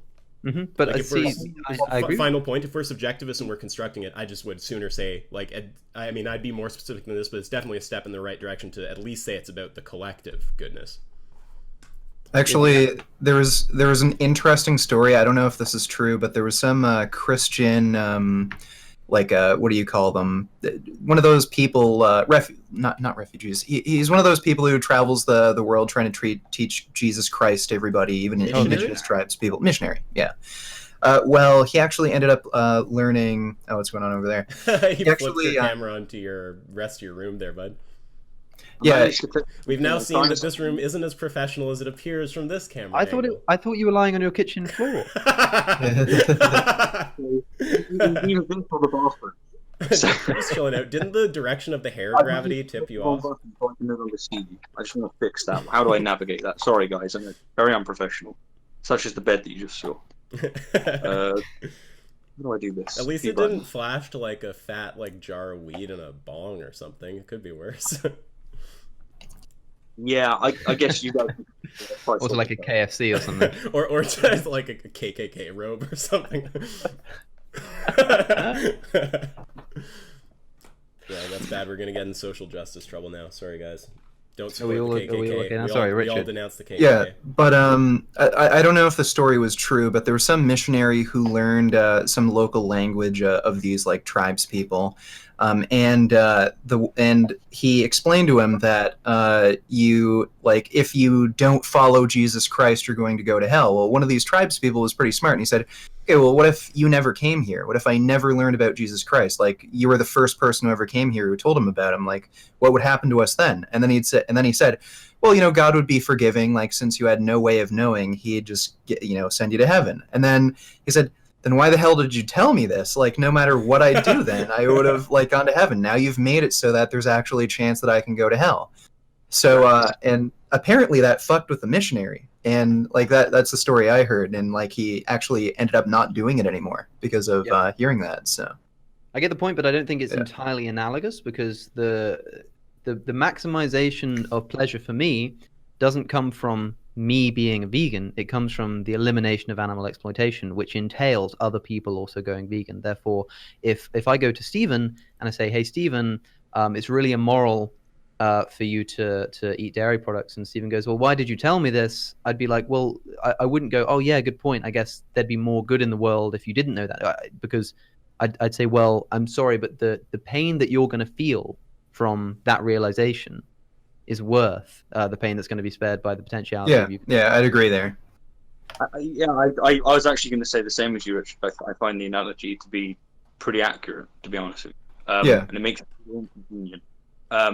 But because there's things, I agree with you as well, of course, Alex, in the sense that because I care about beings, despite the fact I'm not vegan, I'm veggie, because I care about them, I'm in this state where I cannot but reveal these atrocities to people. Because I do know that with their moral frameworks, with their axioms, it's going to cause some kind of, at first, probably some cognitive dissonance, but it will eventually lead to perhaps a little bit less of what I don't want in the world, which is the suffering. One question I do have for you all, but maybe if we don't have time, I don't know if you've got more questions like that. But I'm just waiting for some dude to show up. Once he calls me, I have to leave. But whatever. Yeah, he's probably gonna run late. It's raining like crazy. Go ahead with your question. We'll just cut it whenever. And one thing, I know people are gonna kill me if we don't grill you for a minute on that. So we do have to do a brief grilling you on the vegan argument. But yeah, go ahead and ask your question first, though. Sure. If you want to go for the grilling first, I am okay with that, considering the lack of time on Richard's part or potential for him leaving. But I'll give you the question. You can decide which to go for. People hear from me all the time, dude. Let's hear from you. What is your question? Sure. My question is, with me being vegetarian, am I your ally? Or am I worse? Depends how No, we I'd say no. Sorry, Steve. I have to be honest with you. Do you think I'm worse? Because mean I am worse? I'm privy to the information. I'm someone that's you've kindly knocked on my door and said, "Here's the good news. There's a savior, and it's not buying into this industry." And my reaction of going far, but not all the way, with vegetarianism, as you said, does it make me worse in a moral sense to you? And so you've answered my question. I'm not your ally in this sense. And I'm... That's not my answer, for the record. I think it depends what we mean by ally. Like, I think, like, it's very hard for anyone to categorically be someone else's ally, because there's always areas of disagreement. So it's like you end up having to set a threshold. And I mean, it just depends what we mean exactly by ally. Like, there's things that we align on and there's things we don't align on. It's kind of like, you know how Hitchens said, like, sometimes you might have to side with the, like, crazy, like, this is going to be a bad quote, but he's like, sometimes you have to agree with the crazy religious person because you're together on this issue, and then next time we're back talking about religion, we're going to just be at each other's throats. Like, I kind of view it like that, to the extent you're with us, you're with us, to the extent you're not. I don't know if I can actually take it as, like, a big overall category and be like, is he my, like, ally or something? I mean, if you advocate for vegetarianism specifically, then you are implicitly advocating for a philosophical position that says, for instance, that the murder of cows is worse than the rape of cows, or is more permissible, or like you are implicitly allowing a moral exemption for those things. And that's a kind of active part of the philosophy of vegetarianism. If you see it as a philosophy, if you are thinking about it philosophically and you've concluded vegetarianism, then you are implicitly, at the very least, condoning the exploitation of animals, which is something that I can't possibly see as part of the philosophical constitution of someone who's on my side. But you condone them as well is something to be pointed out. You have to go to extreme. This isn't an appeal to futility, by the way, because we just cannot live our lives without causing harm. And there's always... I wouldn't call that exploitation. So what you wouldn't say, for example, buying certain vegetables rather than others, not considering whether or not certain pesticides are used.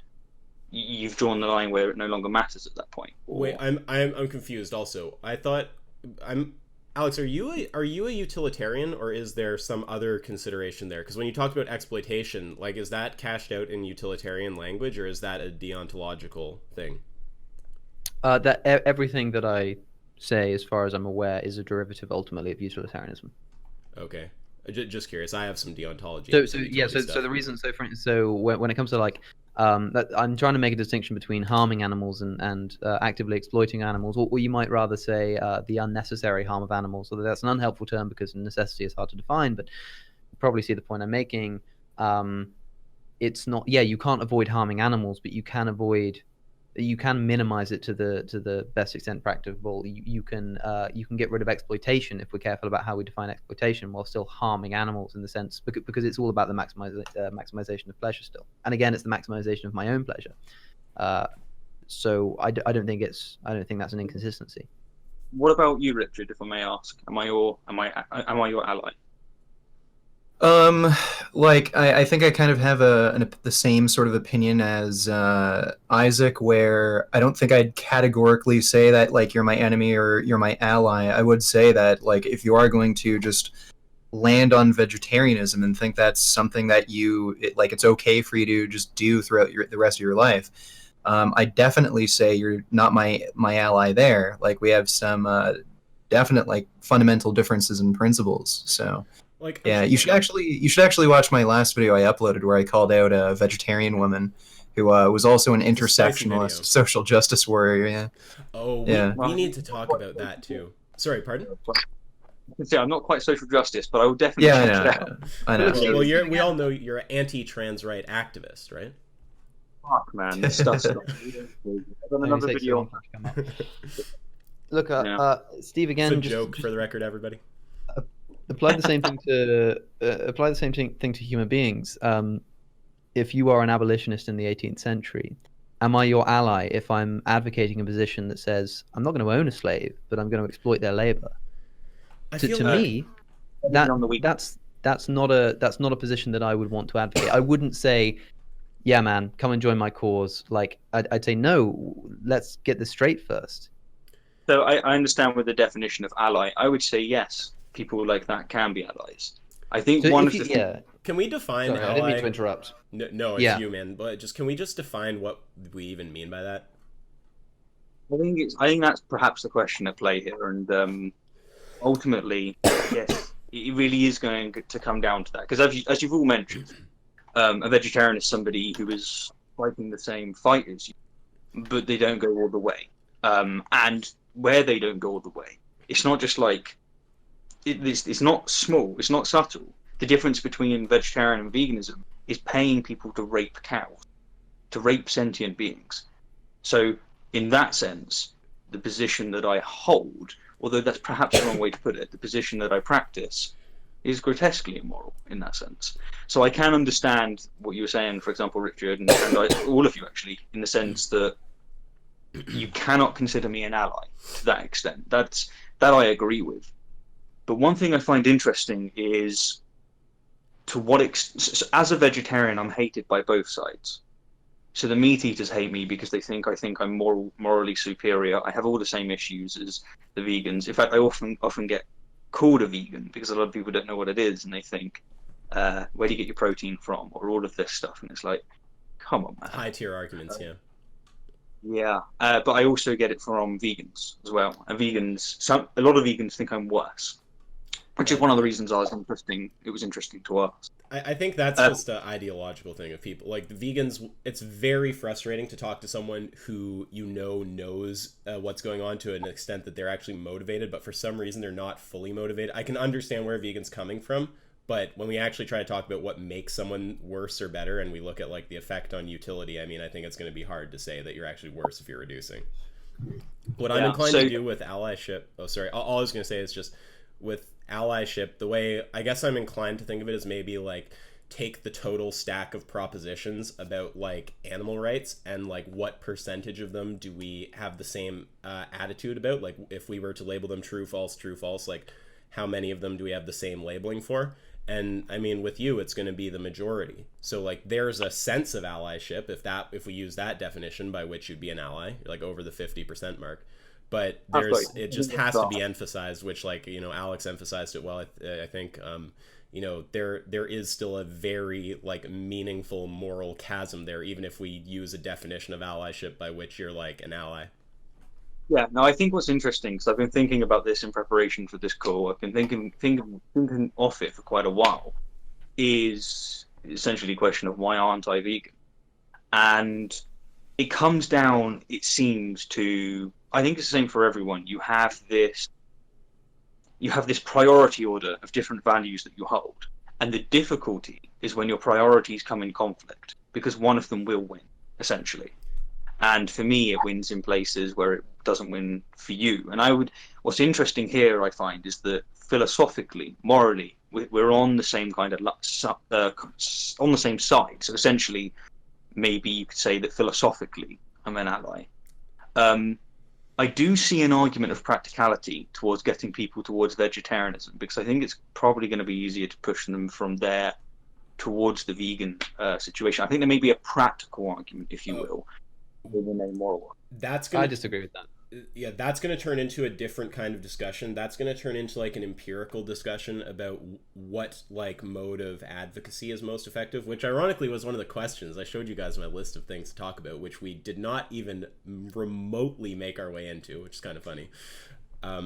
But yeah, like that, we can go down that road if we want. But the thing that's I think I want to push on is just why you aren't vegan. Like, let's just grant for a second, yeah, you have to advocate reducitarianism, all that. It still doesn't get me to why you're not vegan. So I want to ask you the question that everyone wants me to ask. So if I ask you to name the trait, what is the answer that you provide between a holocaust of animals and a holocaust of humans for milk and eggs?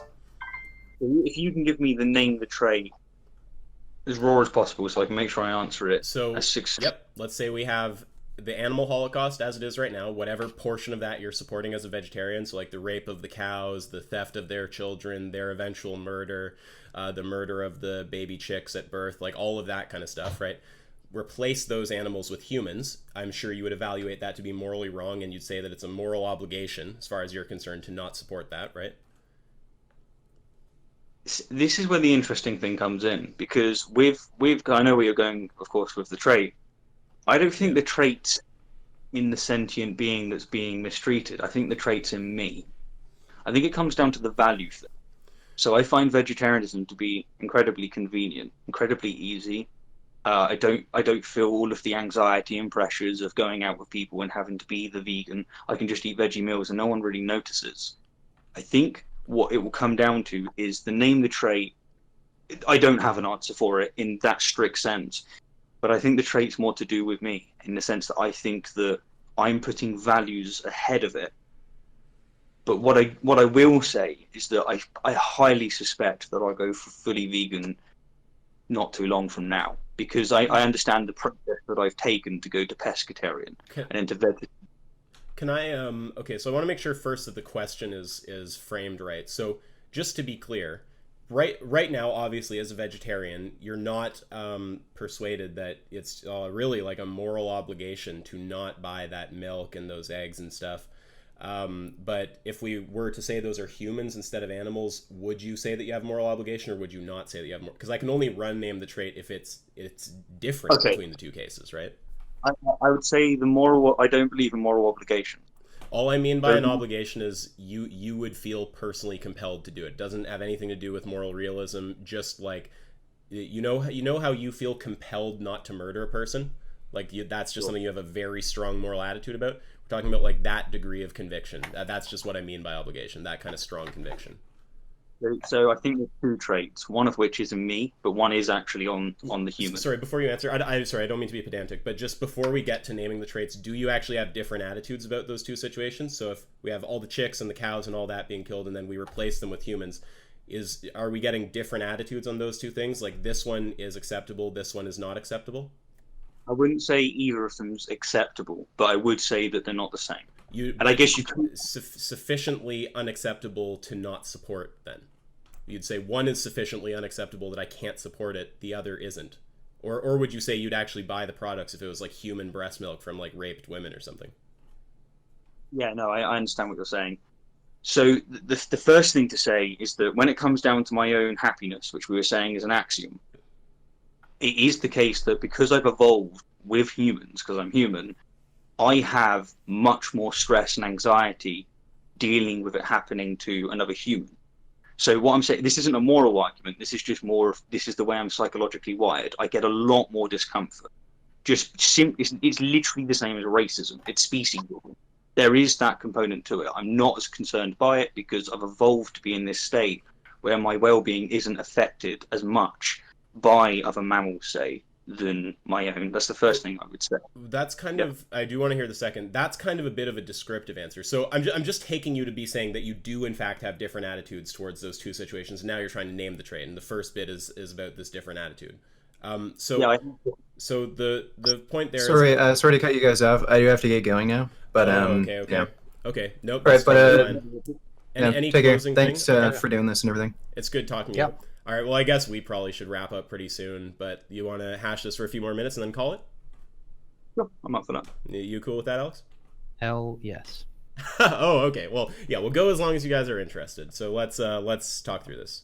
So, okay, the first thing, it sounded like a descriptive answer, right? Like, are you saying that if you had like a different feeling about killing humans, like if you were just raised a bit differently and you were kind of apathetic about it, would you actually look at yourself in that possible world and go, my actions are fine there? Or would you think you're still doing something like fucked up by buying those products?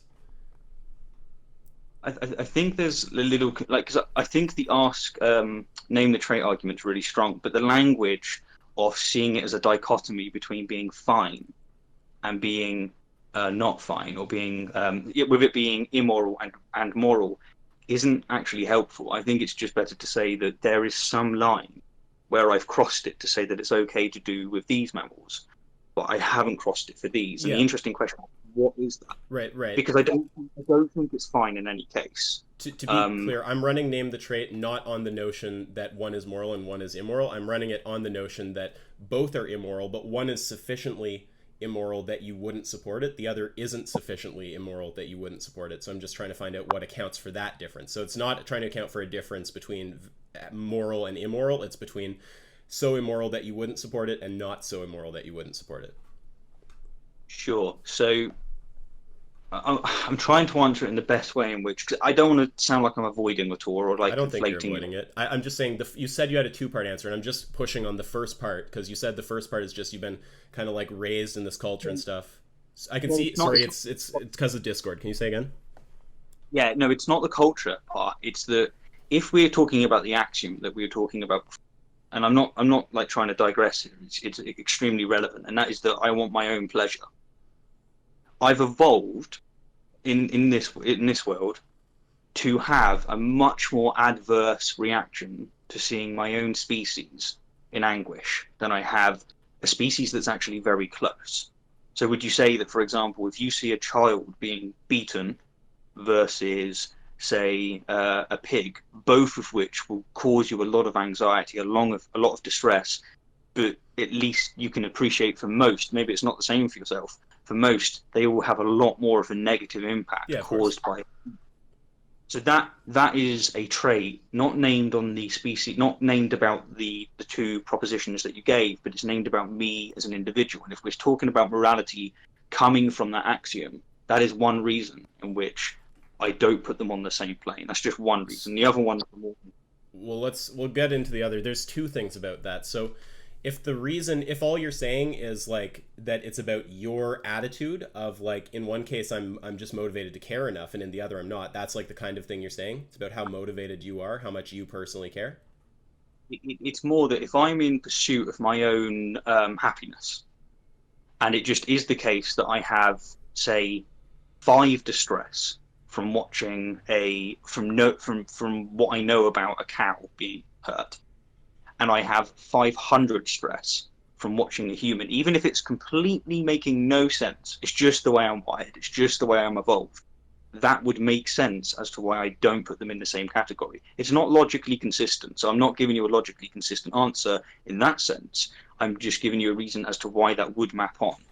So the problem is that the way that what you're saying is hitting me is it doesn't sound like you're naming the trait. It sounds like you're reiterating the fact that I'm asking you to name the trait with respect to. So it sounds like all you're telling me is I have a different psychological attitude about those two things. In one case, it's strong enough to motivate action, in the other, it isn't. And I'm asking what accounts for that. So if you were to reply by just stating that would just be reasserting the same thing that we're asking for the account for. So I don't think that that is actually an answer to name the trait, unless I'm misunderstanding. It's possible I'm misunderstanding. No, you're right. In this way, I'm saying that your question is framed in such a way as to not get to the essence of what you're actually asking. So if you say, what trait is it between proposition A and proposition B, and actually the trait that's making me not act in the same way is in proposition C, it's in me. By saying that, I am avoiding your question in the sense I'm saying you're asking me what's different between A and B, and I'm saying the difference is in me. It's grounded. That thing, so I'm not on within you. Yeah. Sorry, I'm just observing. I feel like you were slightly talking past each other. Maybe that I see what you're saying, Steve. Like you're saying the trait is kind of within you, but that C within you is contingent upon your perception of a difference between the two things. Right. The reason why you have that, the reason why you have that different perception. I think it's you're because saying you perceive them somehow as different. I think we're saying what is the difference you perceive. Right. I think you're okay. Correct me if I'm wrong. I think you're actually saying the same thing as me, if I'm hearing you correctly, Alex. So is what you're saying that what he's providing is actually not an answer, because he's not telling us what accounts for that difference in perspective about the value of the two beings. He's just telling us that he has that difference in perspective. So he's just reasserting the fact that we're asking him to name the trait with respect to. He's not actually naming the trait. Yeah, I agree, but I think we should be clear to grant to you, Steve, that like, I recognize that the reason you see them differently is because of something within yourself.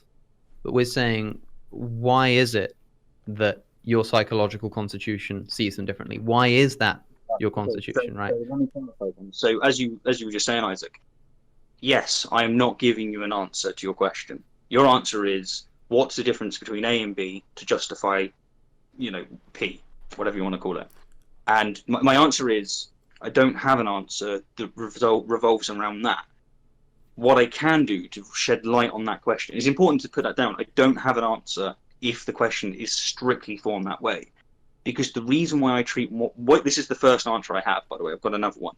But the first reason that I see them as different, or the traits, if you will, it comes down to I'm an evolved organism, and I've evolved in such a way as to have an unjustified, it's not logical, it's not justified. I just have much more anxiety and pain caused to me if I view or know that I'm hurting my own kind than if I view and know that I'm hurting another mammal or even an insect, if you want to go further. It's not logical in the sense, it's just that is just my axiom. I get a lot more pain out of that and a lot less pain out of that. But why? Why is that the case? Not why is that justified? We're not asking you to justify that. We're just asking, why is that the case? Yeah, try to think of it like this. Try to think of it like, what would you have to change about the human for the reaction to become the same as the kind of reaction you're having with the animal? So what I would say, just to start with Alex's situation, is I assume that you grant well, I know that you grant we're an evolved species. Yep. Okay, so I deny evolution. We are the result of basically, natural selection, pressuring towards certain things. And we're not born with a blank slate. So, for example, if you test most people and you want to see whether or not they're racist, almost everyone is racist to an extent. And actually what we do as a culture is teach ourselves not to have that disposition, because it's a bad disposition to have, right? As we all agree. In any meaningful sense. I really don't want to interrupt you, but I think this might help clarify.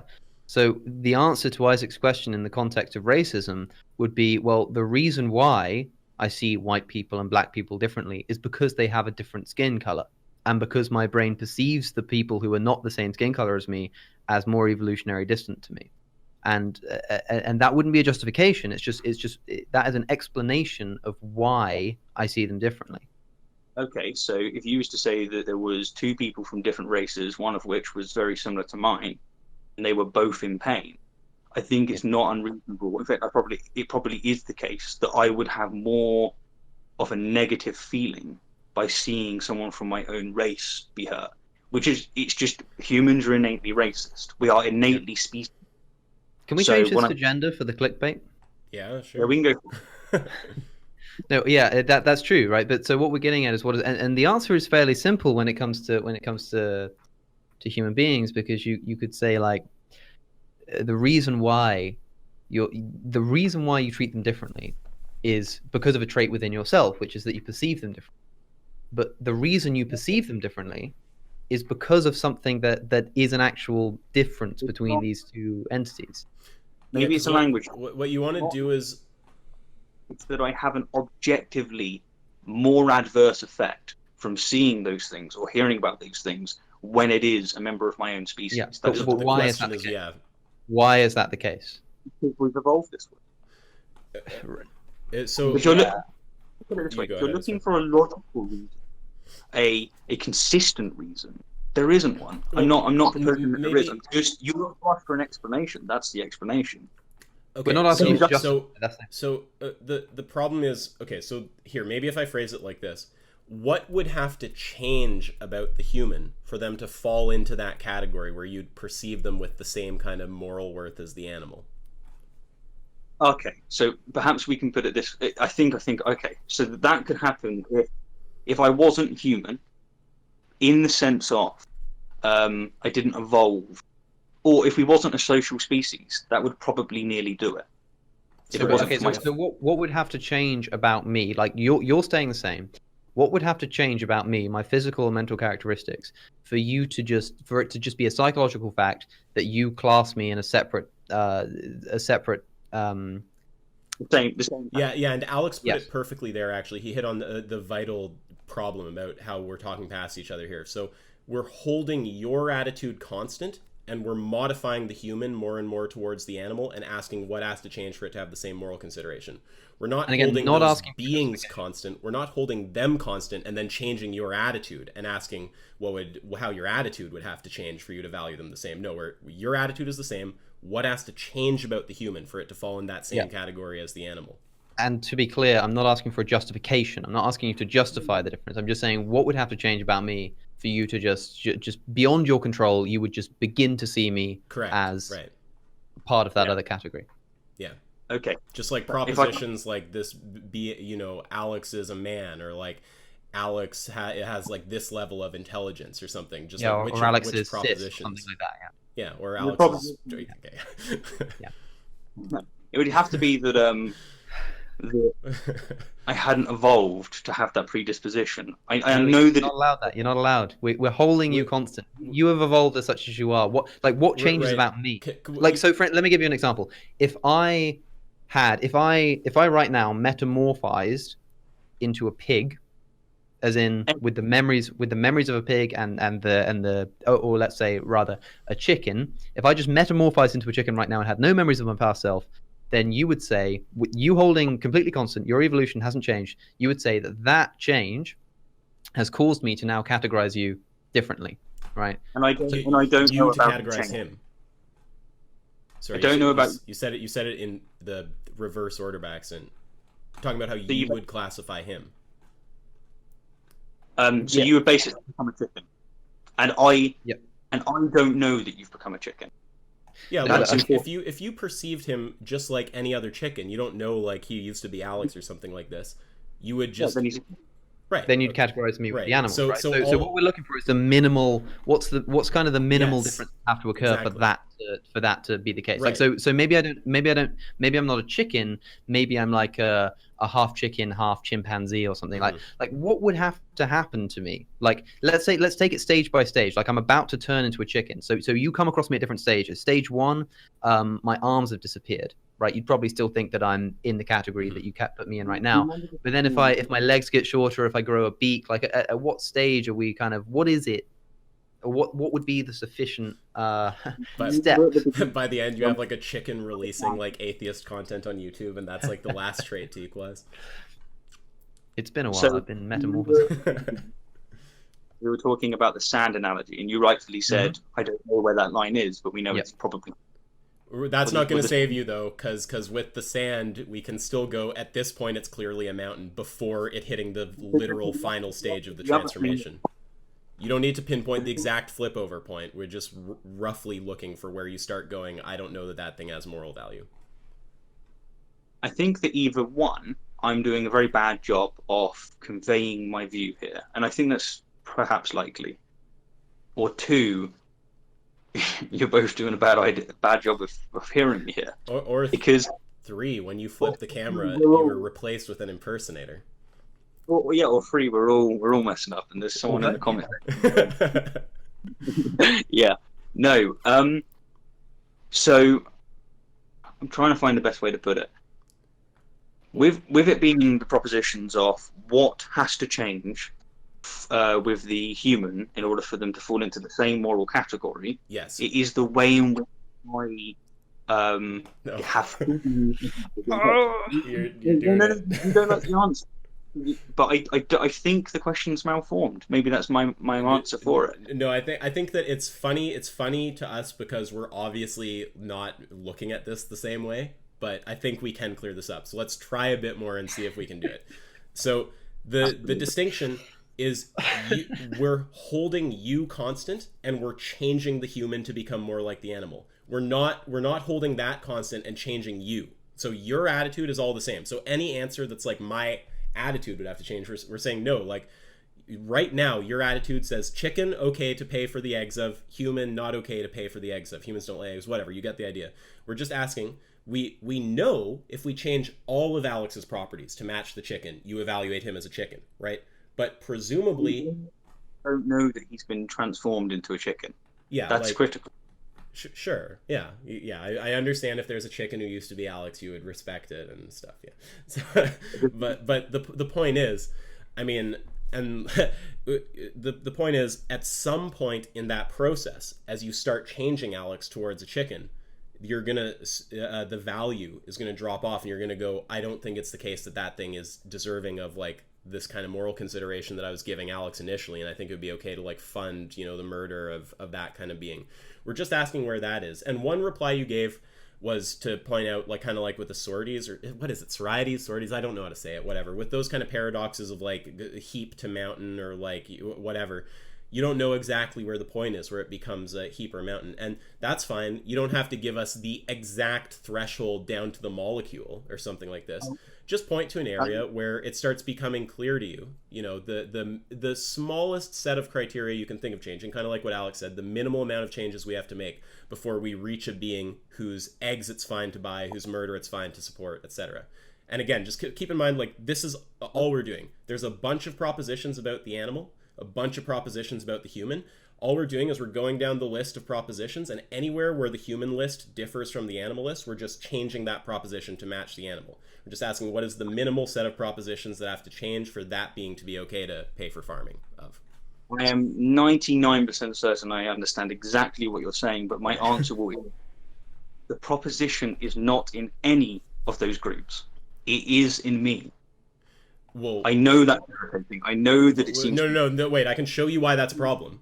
I can, Sure. if we were to change all of the propositions about Alex to the propositions about the chicken, it would be fine to kill the being, right? That means we know that it's contained in that set of propositions, because if we change it to that whole set of propositions, it's fine now. So No, what? because you're asking me a question, right? Wait. Once I do want to hear you clarify. Just this has to come across though, because this is like a vital point. The set of sufficient conditions for you to be fine murdering Alex, right? If we have Alex, we have a chicken, and we say what propositions have to change from Alex to match the chicken for it to be fine to murder Alex, it has to be contained in this total set of propositions, because if we change all of his propositions to that set of propositions, it's fine to murder him. So it can't be that it's some exterior proposition. It has to come from that set. Okay, yeah, no, I understand what you're saying. Yes, that it can be framed that way, and perhaps it's better to frame it that way. I don't know exactly what the proposition is, but what I do know is that I have an illogical, it's not logical at all, I have an illogical, and I don't know if I can answer your question correctly, and it may be that either one, I'm being obtuse. I don't think you're being obtuse. I'm not getting that vibe at all. It would be interesting to see what people think. I'm wondering whether or not people can understand that I'm saying that it's a bit like saying, maybe an analogy would work. If I said, it's kind... Try to use This won't be- Sasquatch if you can. Yeah, exactly. Well, can I offer like a perhaps? Let me just try colours. Maybe it may not work, but it may get us to the point where you at least understand my perception. If we have blue and we have red, and let's just say that you're okay with beating the shit out of red, but you don't want to beat up blue. And I was to say to you, what has to change between these two things in order for you to beat up the other? You necessarily have to invoke your feelings towards those colours. It's something to do with you. It's not something to do with them. No, because the thing that to do with me, Yeah. the thing that about me that sees them as different is my perception of a difference between them. Like the thing that, like, my different brain state towards A and B depends on my perceiving a difference externally between A and B. Do you see what I'm saying? Like, even kind of granting the idea that the trait that makes you see a chicken and a human as different lies within you. That thing within you is a perception of a difference within the traits of the animal and the human. Maybe this is a good way to put it. You were saying earlier on, I think both of you, that you personally feel more anguish and more anxiety and more difficult and distress in seeing a little child, human child, being abused than you do, say, a little grasshopper being abused. I do. Is that Do you? correct? Yeah. Yeah. Okay, we both do. Why? Why? Like, yeah. I mean, are you trying to ask me to name the trait? Are you asking what would have to change about the one, or are you just asking for like a descriptive account? Like, Actually, yeah, this is a good example. Let's just take the analogous question to put it to Isaac. Like, what would have to what would have to change about the human for you to categorize them in the same category as the grasshopper? And what is this with respect to? Is it with like by categorize them in the same category? Like what do we mean? Because with name the trait, it's usually like what would have to change about this for this to be the case for them? Like it's okay to murder them, and that's the category we're trying to like put them in. So like what do we mean by the same category? That it. Okay, well we should probably find an actual example. Like, do you think it's okay to like hitting a grasshopper with your car versus hitting a human with a car? There's some kind of like one should like potentially send you to jail or something like this. You can pick a better one. That's going to get tricky. I don't think that's going to help. I don't think that's going to be as analogous. It's like it's just going to be things like their size, the fact that it's like unavoidable, and that like we need transport to raise utility, and it's just going to be like a ton of like if you start asking about what the differences are there, it's just going to be all these things about how let's say it's morally acceptable for an ambulance driver to crush it on its way to picking up a person who's in need in an emergency, right? I think that we would say that if an ambulance is driving down the road and a grasshopper's in the road and it's going to pick someone up, it's probably okay to run over the grasshopper if you're in an emergency, rather than try and kind of stop and get it out of the way and move around it. But you wouldn't do the same thing for a human child. The ambulance would have to stop. Yeah, so we're asking what changes would have to be made to the child for me to be okay with it. Okay, so we'd have to think about it for a second. So we could talk about, first of all, we could say like how people will be affected by it. We could talk about how easy it is to actually notice the grasshopper or the child on the road. Like a child is a large object that looks like a human, which would be very hard not to hit. You could talk about the practicality of driving if we were to say that you can't hit objects of a certain size or something, and if driving would even be feasible under those conditions. Yep. And you or just get the social implications of living in a society where we think it's okay to run over human children. Babies. So the thing is, like, these are examples of things. Stephen, these aren't justifying the killing of the grasshopper versus the human. It's just an explanation of what the difference is, what is accounting for the different and we're not giving like a perfect technical answer here, but the rough thing is like once you modify the human baby into a being that, like, first of all, killing it's not going to create some like chaos across society. It's also small and very difficult to avoid hitting. Like once you modify some set of factors, it's going to be like, okay, that thing is like has roughly the same status as the grasshopper. I think I could do what you've very decently done with others, and I could go, okay, so when you hit the child, the body basically dissipates. Does that make it okay? If not, then that traits are completely irrelevant. It's actually another trait that matters, and we could follow it down that route. But what I'm trying to get at here is that there is something in you which isn't rational, it isn't logical, it isn't reasonable, but you just have a much more adverse set of feelings that you incur when you see someone, a member of your own species, suffer in exactly the same way as a member that's not of your species. Yeah. This is why I'm trying to say the attribute is in me. Alex would have to change in such a way that he no longer has those properties. Wait. He no longer has those properties, and then he would be in the same standard. I don't know what the properties are, but I just do know that I have them. So can I name the trait? No. Okay. Well, Alex, do you want to say something? I mean, I just have to point something out after, so you can go ahead. Oh, go ahead. I haven't got anything. Well, no, I mean, I think that we are going a bit in a circle, and I don't want to bore your brain out, but I do think it's like the same problem keeps happening, because there has to be, within the total set of propositions about the animal in question, there has to be some minimal set that, if changed, would put the human in the category where it's okay to murder them. It has to come from that set of propositions. If not, then you'd be able to equalize all the propositions, and you'd have two beings that are identical, and you'd be saying that this thing, A, is like simultaneously okay to kill and not okay to kill, and it would just turn into a contradiction. So it has to be. Maybe this is it, then. Maybe this is it. So the human has attributes such as it's anthropic, of course. It shares my DNA. It has pheromones that give me certain effects. It has a face that has an incredible amount of effects on me. Those are the attributes that would have to change. The more it gets away from human, the more it is justified. But it isn't justified morally. It's just justified according to my flawed axiomatic set of beliefs. So you can phrase it that way. But the reason I stress that it's in me is because I do think it's an important thing, but we can do it without it. It's those kind of attributes. Make it less anthropic, and all of a sudden it falls into that category. I don't think either of which, by the way, is okay. I really don't. Well, but human likeness or anthropicness, or like whatever the term is we're gonna use. First of all, like if we're looking at like human and animal and we're equalizing one to the other, it's kind of vague when it stops becoming human. Like, is something that has a human-like intellect but no physical resemblance to a human, like, does that still count as a human?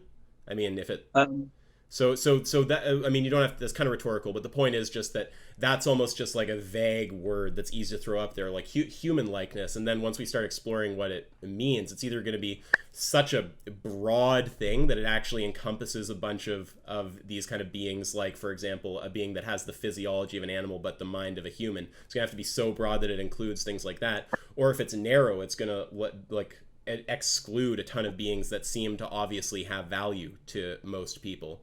So I think we can do that with, for example, the attribute which you said about when you hit the little girl, how big is she, or how much is left? Okay, I think we can. Let's try with the ones that you put forward. So what did you say? You said. No, but what I'm saying is quite critical to get clear. I think we can do this with what I'm saying, but I think we can also do it with what you were saying there. And I think the ultimate question is, we're going to get into a vicinity, into an area where we don't really know and nothing's really justified. But I think it's equally so of what we were speaking about previously with the child. Well, I don't think so. I think that we can deliver some kind of answer with the child. Like, if you ask, what is the attribute of the child? What is the exact attribute, the trait that the child has that makes it so that it's not in the same category? What's the exact one? I think it's probably a little set of things, but I think the important ones are probably like the effect on society, the size of the being and how practical that is to avoid while driving, probably the sentience level also. Like, I think if there's... Here's two ways we could do it. If there's a minuscule baby with the intelligence of a grasshopper that, like, unavoidably gets in the way of traffic, and, you know, people don't have the same feelings towards that as a baby, so it won't create the same kind of social chaos. Like, I'm going to say at that point, yeah, like, that thing has the same kind of status as the grasshopper. And can I add, crucially, I think the crucial point for me is to add to that would be that the class of beings that would fall within the category we're talking about cannot communicate with each other and be aware that they're living in a society where it's permissible to be run over. I think that's important. Yeah. Like, if the grasshoppers could talk to each other and could talk to you and become aware, like, hold on, we're living in a society right now that would justify running us over. I'm not very happy about that, and they're all like scared as hell and anxious, and then I think we might say, actually, yeah, we should probably not run over the grasshoppers. There's that saying that the attribute's consciousness. And with Isaac's example, for example, you could say, what if that child, one, when they were here, let's just say that they vanish, and two, it doesn't affect society. Is it then okay? It's not consciousness. It's like I'm just trying to think what's consistent for me. So, for instance, with the chicken and the human being, for me, a category bridge would be something like if the chicken could speak English and communicate its feelings. And that would apply to both the chicken example and the grasshopper example. In both those cases, I wouldn't want to kill either of them. So if you find a human that cannot communicate, and what was the other trait you said? One, cannot communicate, and... Cannot... Yeah. Well, no, that was just one that I was adding on to Isaac's list. Yeah, like, I mean, Yeah. Look, I mean, I don't know if this list is completely perfect, but I'm pretty happy with it. It seems roughly fine to me. So how avoidable they are when you're driving, the impact on the rest of society who, like, loves that being and cares about them, their fear of their kid getting hit, all that kind of stuff. And then their sentience level, that, you know, yeah, I think that's pretty good right there. Like, that seems pretty reasonable. If there's a miniature baby that can, like, fly into the way of your car, that's disabled, like, you can't communicate with it or anything like this, and it's not going to cause, like, societal, like, chaos to, like, run them over, like, it's going to have the same status as a grasshopper. So that list seems satisfying to me. Does that not seem satisfying to either of you guys? Not really. You Well, see, that seems like it might be a challenge. Maybe this challenge is better put to you than us, because I think that's a satisfying answer. If you don't think so, maybe you have a view where we shouldn't be driving. Well, no. What I'm saying is, obliquely, is that I find the name the trait to be an incredibly powerful argument, but it also suffers from this level of tediousness in the sense that you can actually keep pushing things to try and find the exact trait or collection of traits that matter. Because what you do so well is you say to someone, and what the argument does so well is you say, what is the trait? And they give it to you, and you go, okay, I'm going to take that trait. I'm going to change something else about that scenario. And then you ask the same question. You realize that actually things become a little bit topsy-turvy. Why don't you show me the reductio on the position that I just gave? So I think the sentience is the strongest part. So if you have the child and you said, for example, how big she is, that was one of the traits that you named. Yeah, this is a whole set, though. You need all of it. It's not one or the other. It's the whole set has to be changed here.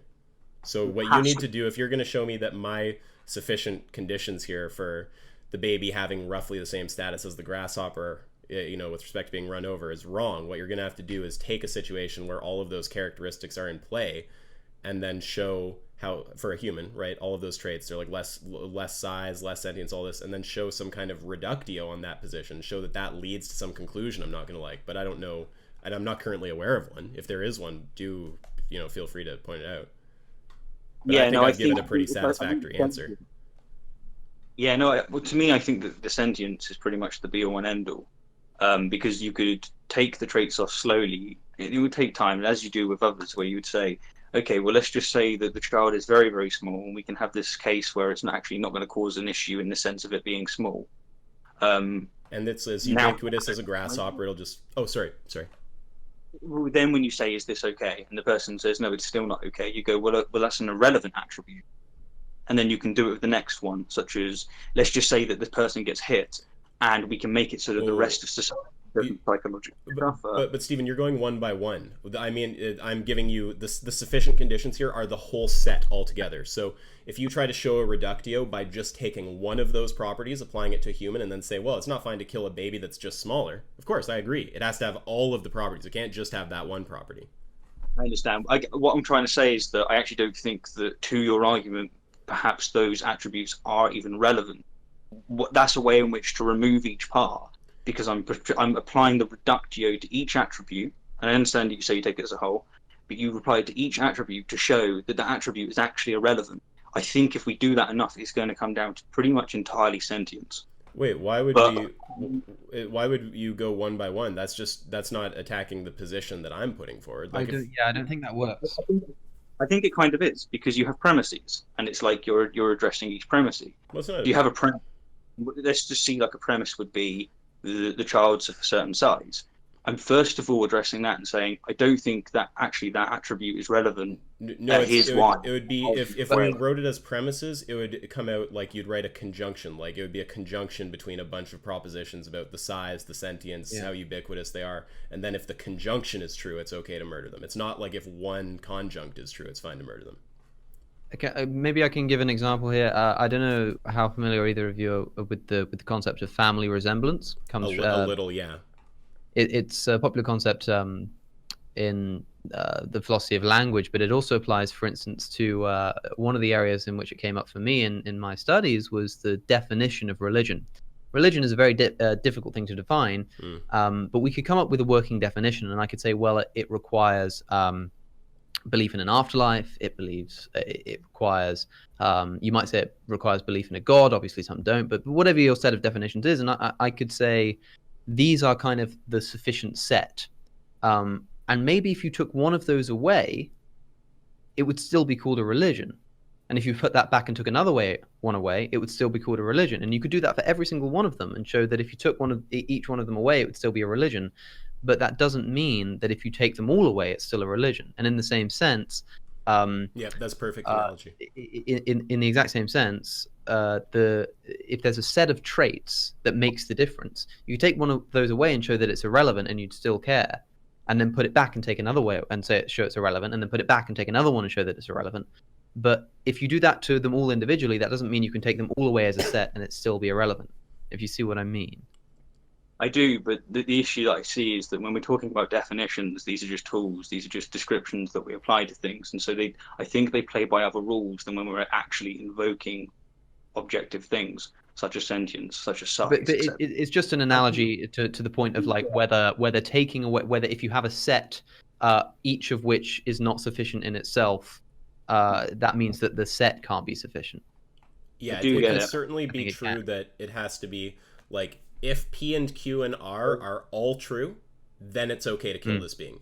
But just saying like, hey, look, if we're saying that a being's fine to kill if P is true, like here's a case where this P is true and this being is obviously not fine to kill. It's like, sure, I agree, but that's not a reductio on the position. You have to find a case where P and Q and R are all true, and it looks crazy to kill the being. Yep. Right. So because we can now work with multiple, or I realize like now I can work with multiple attributes. This is also totally unfair. This is two on one right now, so sorry. No, it's totally fine. So when it comes to the attributes of the human, what would have to change for it to fall into that the same grid, the same area as the chicken? They will be traits that are anthropic. I know it's not a great word, but it will be things Unpack such as that a bit though. Wait. I think we can make it easier. We could probably. This might be really unhelpful. Let me just make a suggestion. Okay. Because Steve, you're a vegetarian but not a vegan. So instead of talking about the difference between a human and a chicken, let's just talk about the difference between a broiler chicken and a layer chicken. I do actually think that sticking with what we're working with is good for two reasons. One, because it's a greater contrast, and so it's easier to spot out where the differences are. And two, because I'm pretty tired. I will have to go soon. It's a bad time to go as well because it's right in the heat of the moment. So I want to stay for it. That's okay. We actually went way long. We went over an hour longer than we expected. We were just having fun, so I didn't want to stop it. Do you guys want to wrap this up now? We have been going for quite a while. I mean, we can go again at another time. This may just be like a really interesting. Sometime I want to have it out with you, Alex, about that. Maybe you're right. Maybe I'm actually wrong. But about that thing with all hyponorms having the same ultimate goal. I have some weirdness with that, but we'll do that another time. Okay, so let's try to wrap this thing because we have been going for a long time. You said you're tired. I mean, Cosmic maybe just is a robot who never runs out of sleep or energy or whatever. But yeah, go ahead. Sorry. I basically, as you were saying, there's a set of attributes that only together constitute why the child is something that is in a different category or in a certain category compared to the grasshopper. There are a selection of attributes, not all of which I can name because I don't know them. I know that's inconvenient, but I don't. Between, say, a cow and a human. But what I do know is that they are almost certainly to do with being human, and it's not a good reason for it, but those are the attributes for it. So when you just take the two entities on their own, without me as the observer, me as the moral agent, it doesn't. You'll look at them and go, "There's just nothing here which constitutes this madness, this difference in opinion." The reason I keep putting the stress on me, the attributes in me, is it is me that perceives these arbitrary attributes, such as being anthropic, in the sense that a face, for example, is something that we have more. As I was saying earlier on, we have more anxiety, etc., cause distress when we see a human. Those attributes, the reason why we have more of a negative effect, is because of some of the things that make them human. It's the face. So we've evolved not to want to see people in pain. It's not animals in pain. It's those attributes. Once you remove those attributes, once Alex becomes a chicken, he's in the same area for me. Completely. You want the final word, Alex? I'm interested. This might be if it can have a question mark at the end of it, then maybe. Look, I just. Okay. But you don't have to answer this, and you not answering this because you're tired doesn't indicate your unwillingness to. But I'm just the reason why I bring up the chickens is just to say, okay, let me just grant you that the difference that you see, the reason why you categorize a chicken and a human differently is because one is anthropic and one is not. Okay, fine, let's just grant that. But you're a vegetarian, which means you also have a category difference between a chicken that is born to lay eggs and a chicken that is born to become meat. One's exploitation is okay, one is not. What on earth is the difference between those two? Because to me that nails it down. That they're so similar that the difference has to be something so minute. It can't be something as grand as being like human likeness. It has to be something very specific.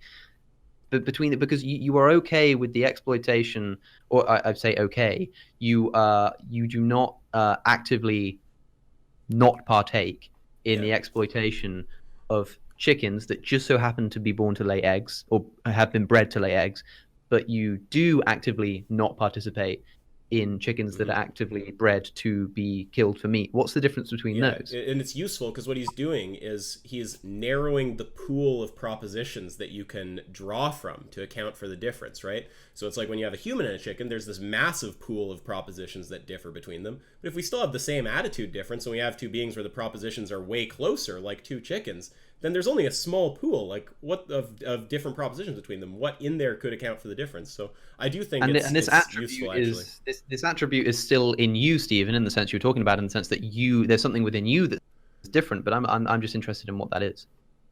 A level of sentience. But they're both chickens. They're both chickens, and they can both feel the same. Unless you want to take the controversial position that egg chickens are less sentient than meat chickens. I shouldn't have interrupted you. Sorry, Stephen. I don't think that's what you were saying. No, no. What I'm saying, and I don't think that's the case, is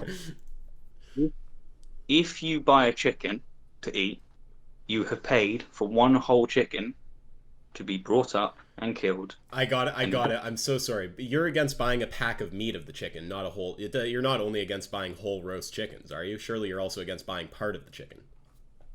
Yeah, no, I am. I'm just using the chicken as an example of the whole entity dies for so much meat. Maybe we could put it that way. When you buy, let's say, a breast, some chicken breast, or if you buy two chicken breasts, you pay for one chicken to die.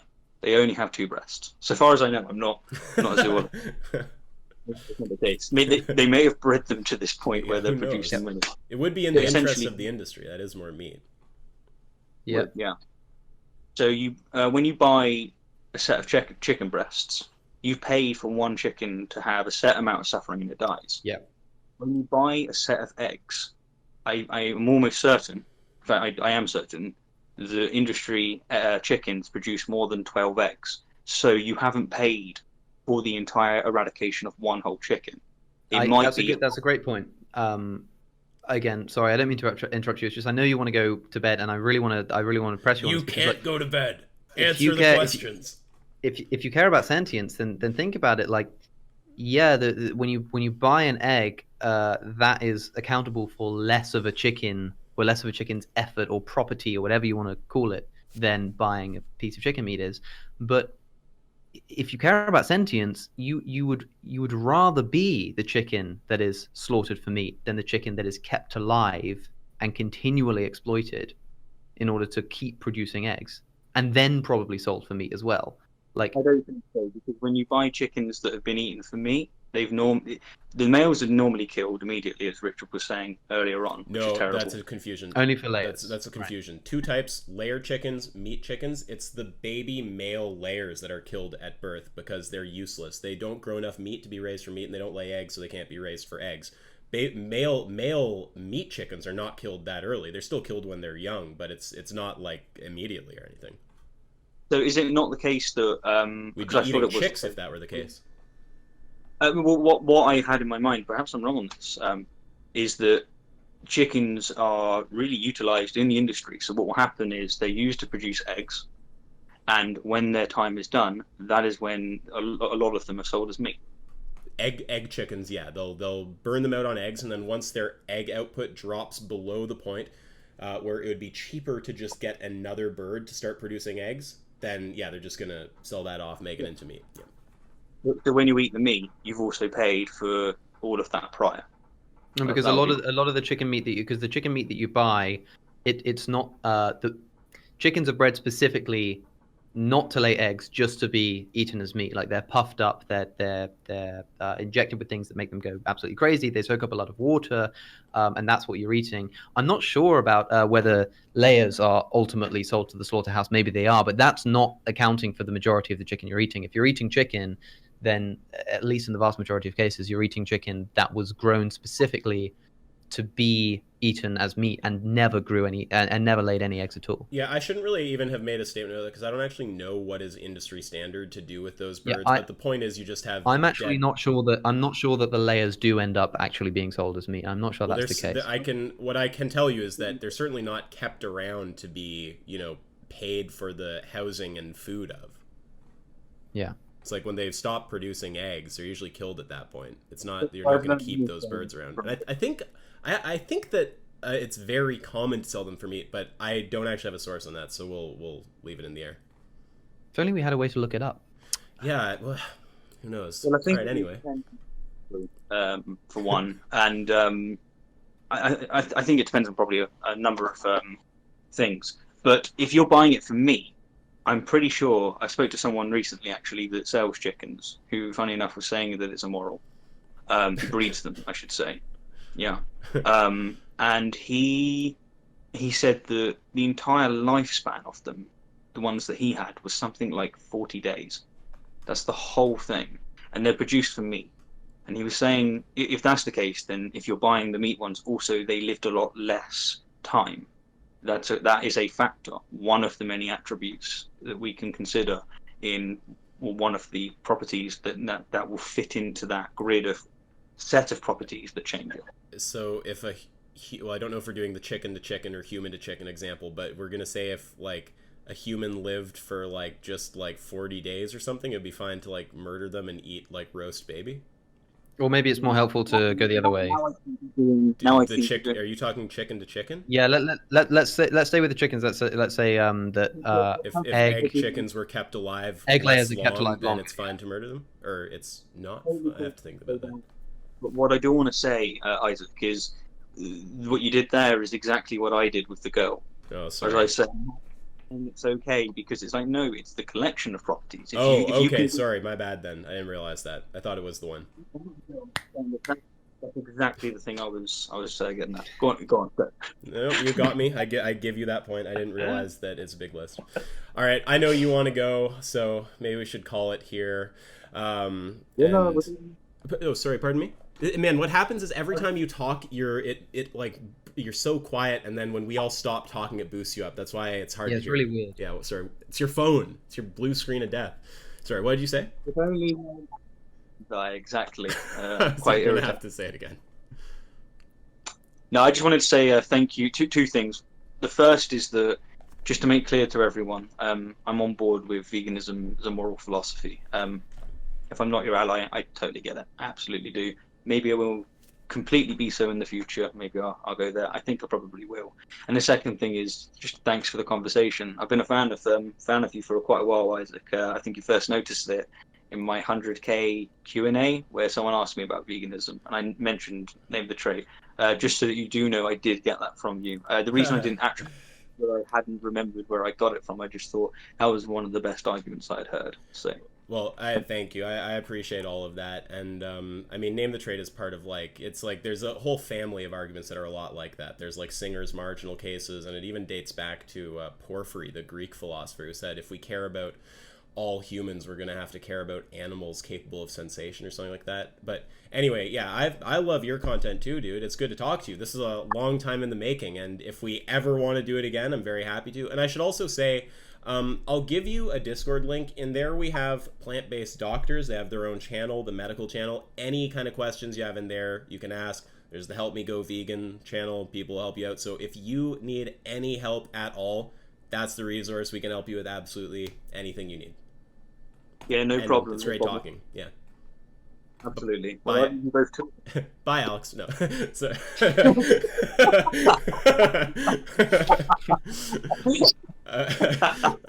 okay, so on that note, and do you want to say anything, Alex? I kind of ruined it for you, but yeah.